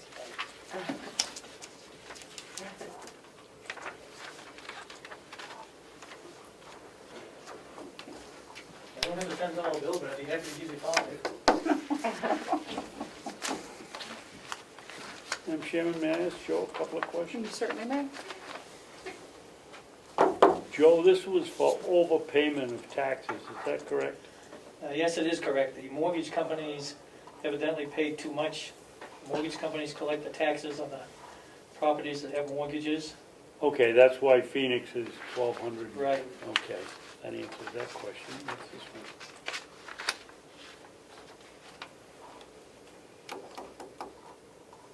And the one that is going to the individuals is, they overpaid themselves? Again, the same situation with the mortgage companies. Yeah, but then why is the check going to the individuals? Well, I don't know if you've ever tried to return a check to the mortgage company. The first one to Phoenix, that's a big amount, so I'm going to have that returned to the mortgage company. But the smaller amounts, it just goes round and round. The customer does not see their money for probably 2 or 3 more months. So I felt it was in the best interest to go ahead, since we've been credited and paid, to give it to them and let them deal with their mortgage companies directly. Okay. I'll make a motion that we allow the treasurer to sign the check number 2572, 73, and that's it. And these for overpayment for taxes. I'll second. Any discussion? What's this pile? Wait a minute, maybe we'll change it. What's this pile? Oh, there's more. And what's the number in there? 72, 73. 25? Yeah, Okay, and include 2571. okay.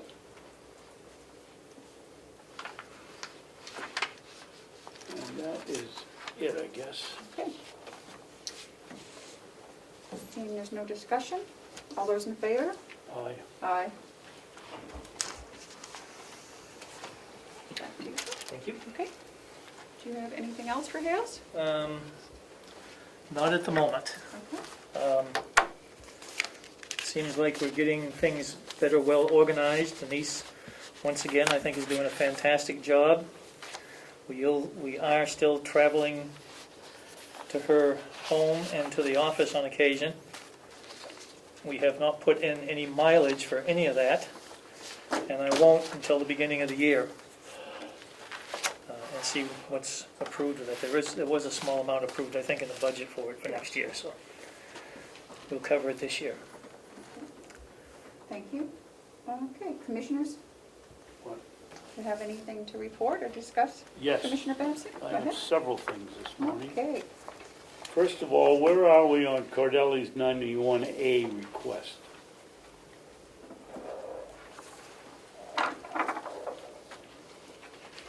oh, go ahead, Melissa? So I received two different 91A requests from Representative Cordelli, and both of them have been responded to, and the response was sent to the commissioners. I saw the response for the long one with 23 questions. What was the name? I don't remember a second one. So I provided a copy, let me just make sure.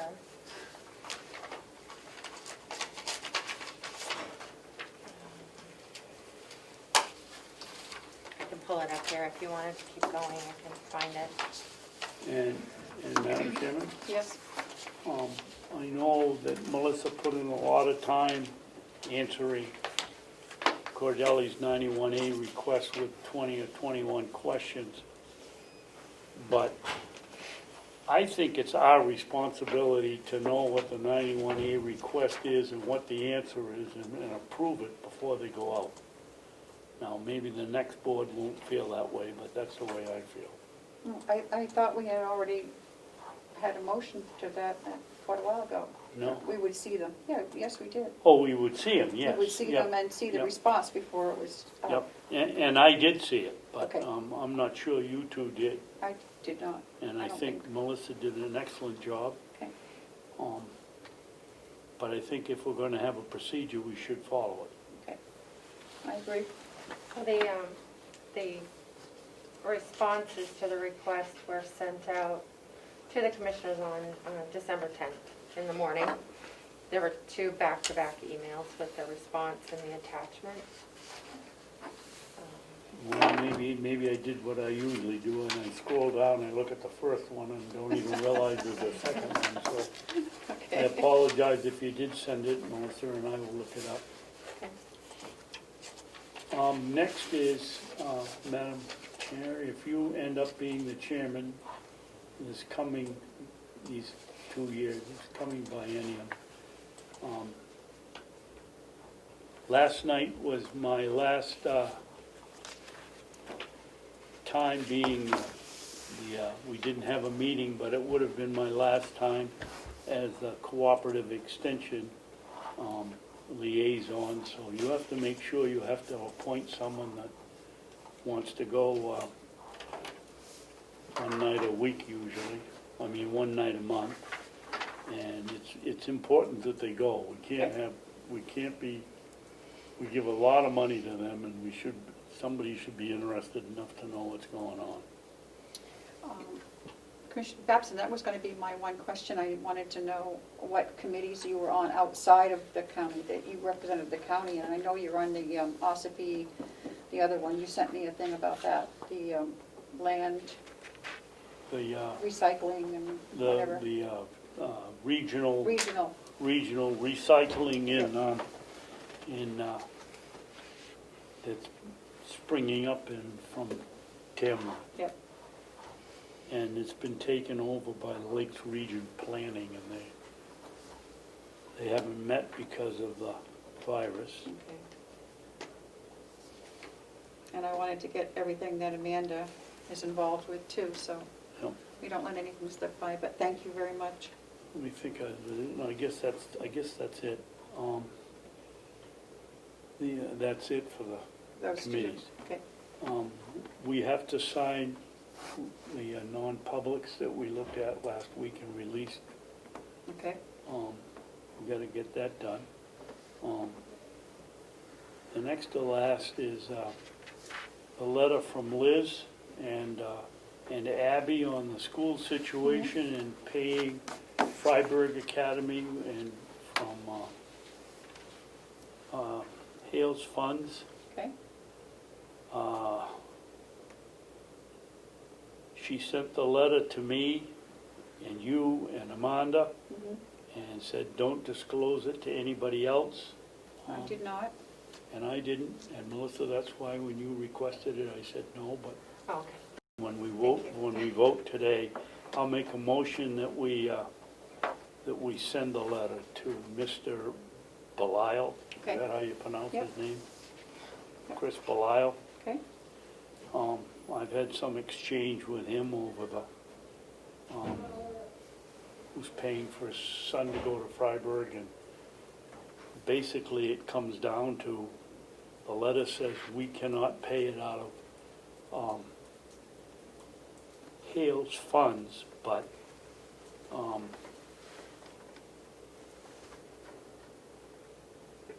we have had no pushback, and I don't think they're gonna get any pushback from Hale's location, because they're saving 50%.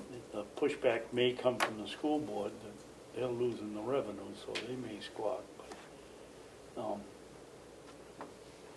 go ahead. go ahead, Tricia. Thank you, Chair. Madam Chair, if I could ask Commissioner Babson a question. Certainly. Was this the one that they were going to require the Conway School Board to release this person? Yes. Okay, I just wanted to be sure it was the same one. And it comes down to the bill about having a glitch in the law at unappropriated places. Mhm. The student has to go Yeah, they don't have a school choice. in the county. Yes. And it was quite a long letter, but it was a very good Yep. letter. And Good. it explained the situation. And, Good. um, Now, if I just don't want to see the ball dropped. And if I remember correctly, initially Hales got the bill for the attorney's fee, but I think it was mentioned, perhaps by you, Commissioner Babson, I'm not sure, that that bill should be paid by the county. no, I don't think so. No, I don't think so. I think what we I think decided we all thought that it should be paid by by Hales. And, Okay. I'm actually have that bill here, and I have to call them and ask them to separate it. So Okay, that, it's just stuff that they did for Hales okay, and stuff for us, because that's why we did a separate. excellent, The I meetings. apologize. Yep. I just want to make sure I got the correct bill so that Yep. we can get it paid. I'll take care of that Thank you. after this meeting. And my last thing is, I hate to be the Grinch at Christmas, but today I noticed down in the office Christmas cards from several different departments here. I thought we put in, if the individuals that sent these cards out paid for them themselves, I have no problem with them. But last year, one department sent out Christmas cards and put a 50-cent stamp on each one of them. It cost the taxpayers over $200 for Christmas cards. I object to paying for Christmas cards for political elected officials to promote their office. This year, we've gotten 3 of them. I don't know whether they were paid for by the individuals that sent them out, or whether they expect the taxpayers to pay for them. I'm going to go on record to objecting to that. That's, the taxpayers should not pay for 1 cent for that. If you want I to agree. promote yourself, you pay for it. I believe the ones that we got from the Registry of Deeds last week, they did themselves. The Good. county did, I yeah. have no problem with that. And I don't know about these that I just got today, but we can make sure that that's, And there was another one.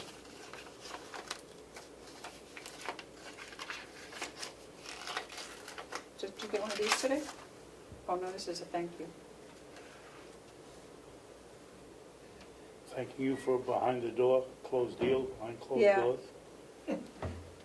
No, it's very nice. It's just a thank you card from a gentleman at the nursing home, because I took a bunch of those ceramic trees over there, Oh, good for you. Thank you very much. so, But anyway, when I'm gone, I hope somebody will check the records and make sure that the taxpayer is not paying for Christmas cards I will. and stamps. Joe? Thank you, Mrs. Chair.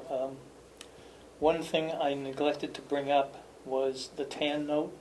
Oh, okay. So I've heard back from the bank. The preliminary rate is for the actual tax anticipation part will be 1.09%. For the non-taxable part, it'll be 1.49%. Now, last year we paid a rate of, I believe it was 1.01%. So we do have a slight increase. And the thing that I noticed this morning in checking my various things that I do each day, the Fed discounted the rate again yesterday. So I've got to see what that does to things, and I don't want to push our bank too hard, but if it affects the note rate, maybe we can make it a little bit better. We are in the process of trying to get the cash flow projection. That's the document that we need to give to Rennell, which is the attorney that we pay for the bank to certify that we are allowed to do this. They're going to be looking for the 2019 audit. However, the information I got was that they may be able to proceed without it. I think that just shows the amount of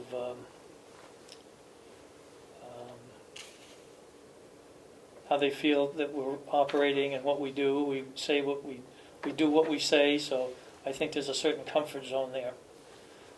So I just wanted the commissioners to know this. This isn't cast in concrete just yet, but so far I think it's a pretty good rate. I will note that we budgeted some $80,000 in this past year for our tax anticipation money, and if I had to guess, we're probably going to come in closer to maybe $42,000 in interest expense. That's good to hear. Anything else? No, I'm sorry, thank you. That's okay. Anything else? I'm trying to think, what do we, on the TAN's money, what do we appropriate? 50% of what we think we're gonna need? Commissioner, if I may, Commissioner Babson, the TAN money, it's done on a formula base that the attorney has, which satisfies the federal regulations. So that's why the cash flow projection is an important document. In the past, Kathy's done it. I'm sure she's going to be able to do it again. I'm thinking with Fergus's help, he can help her along with it. But the bottom line to it is we try to show the bulk of it for non-taxable use.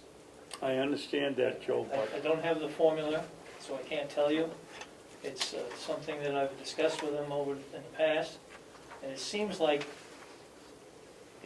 we've been somewhere around 65-70% non-taxable and the balance taxable. no, my question was, Joe,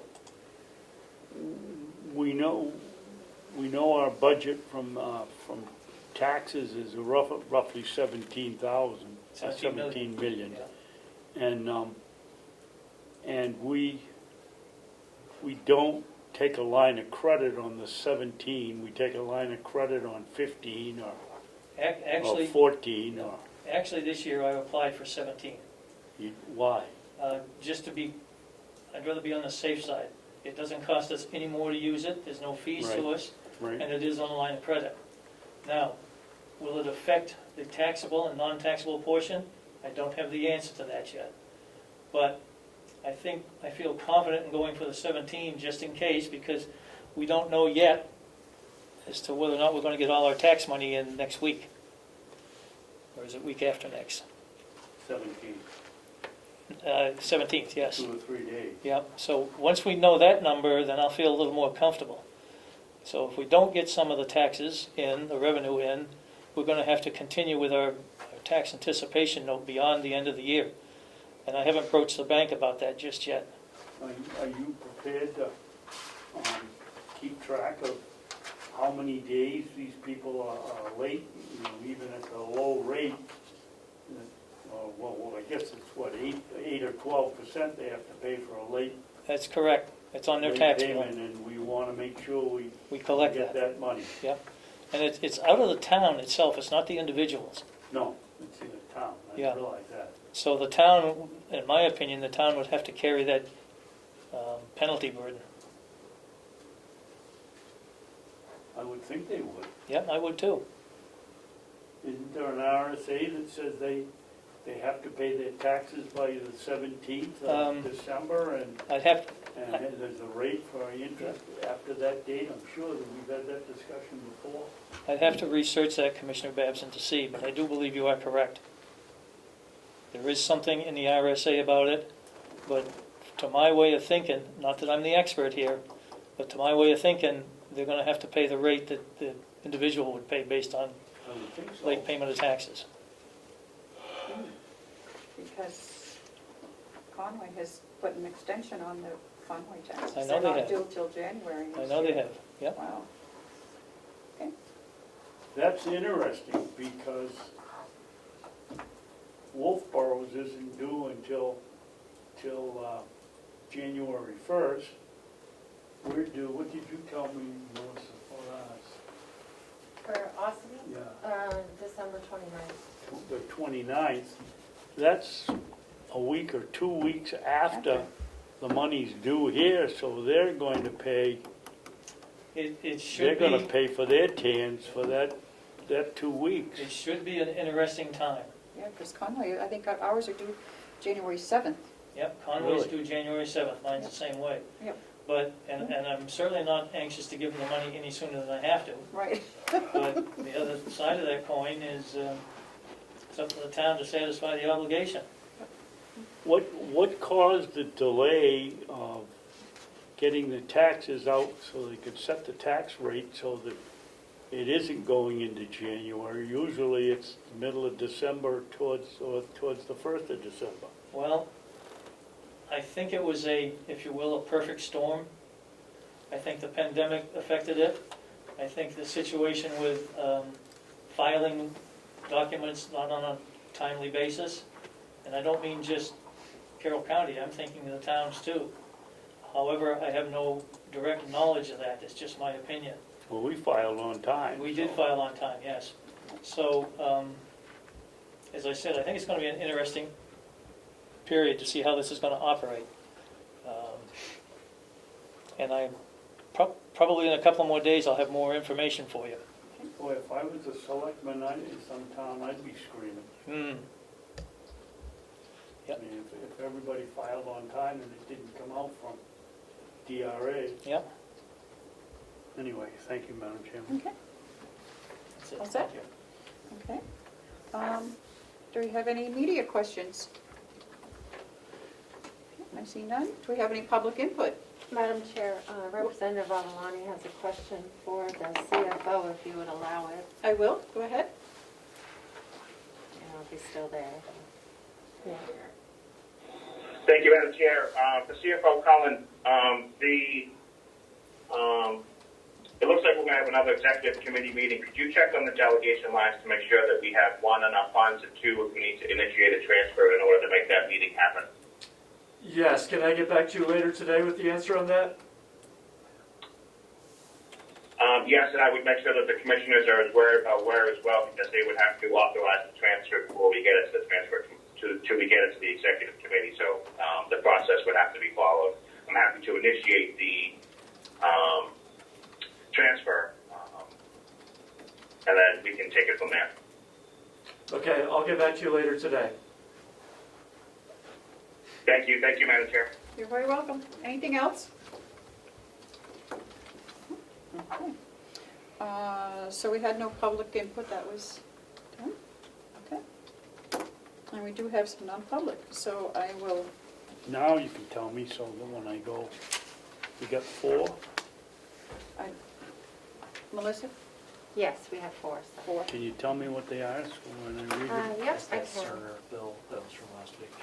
Okay. I just had to find my little sticky note here. Okay, we have, the treasurer has asked for a non-public, and that section, I'm not sure, you know what section that might be under? I suspect that it would have something to do with individuals. Okay, so C, C? please, yep. C is in Clover? Yes. Okay. You have an evaluation of a department head to do today. And what's that? A. Why don't we make that number 4, Madam Chairman, so Okay. that, Okay. so that we don't have him sitting out in the Okay. lobby wasting his time. Sounds good. And the one from the nursing home is under compensation, so that would also be A. That's gonna be number 3 is A. Okay. Yep. And then I just had a quick thing I need to discuss with you, and that would be under C. Okay, so Okay. 1 and 2 are C? Mhm. Okay. 1, 2 is C, 3 and 4 are A. Madam Chairman, shall I read the thing and then take a break? Yep. I'm out of coffee. Do I have to make a motion to go into non-public? Okay. I have to make, okay, I'll make the motion that we go in non-public. Want me to make it? Yep. I'll make a motion that we go into non-public, 4 sessions. Session 1 and Session 2 are RSA 91-A:3, Roman 2, C. Number 3 and 4 are RSA 91-A:3, Roman 2, parentheses A.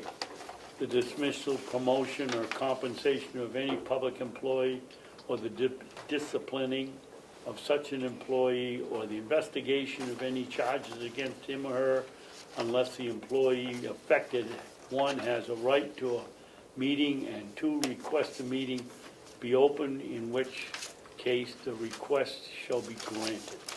I didn't read C, I'll read C now. Matters which, if discussed in public, would likely affect adversely the reputation of any person other than a member of the public body itself, unless such person requests an open meeting. The exemption shall extend to an application for assistance or tax abatement or a waiver of a fee, fine, or other levy if based on the inability to pay or poverty of the applicant. Okay, we will take a 5-minute break. Do you want to do a roll? Yeah, you did do a roll. Oh, I usually roll call vote, okay? Go ahead. Commissioner Babson? Yes. Commissioner McCarthy? Yes.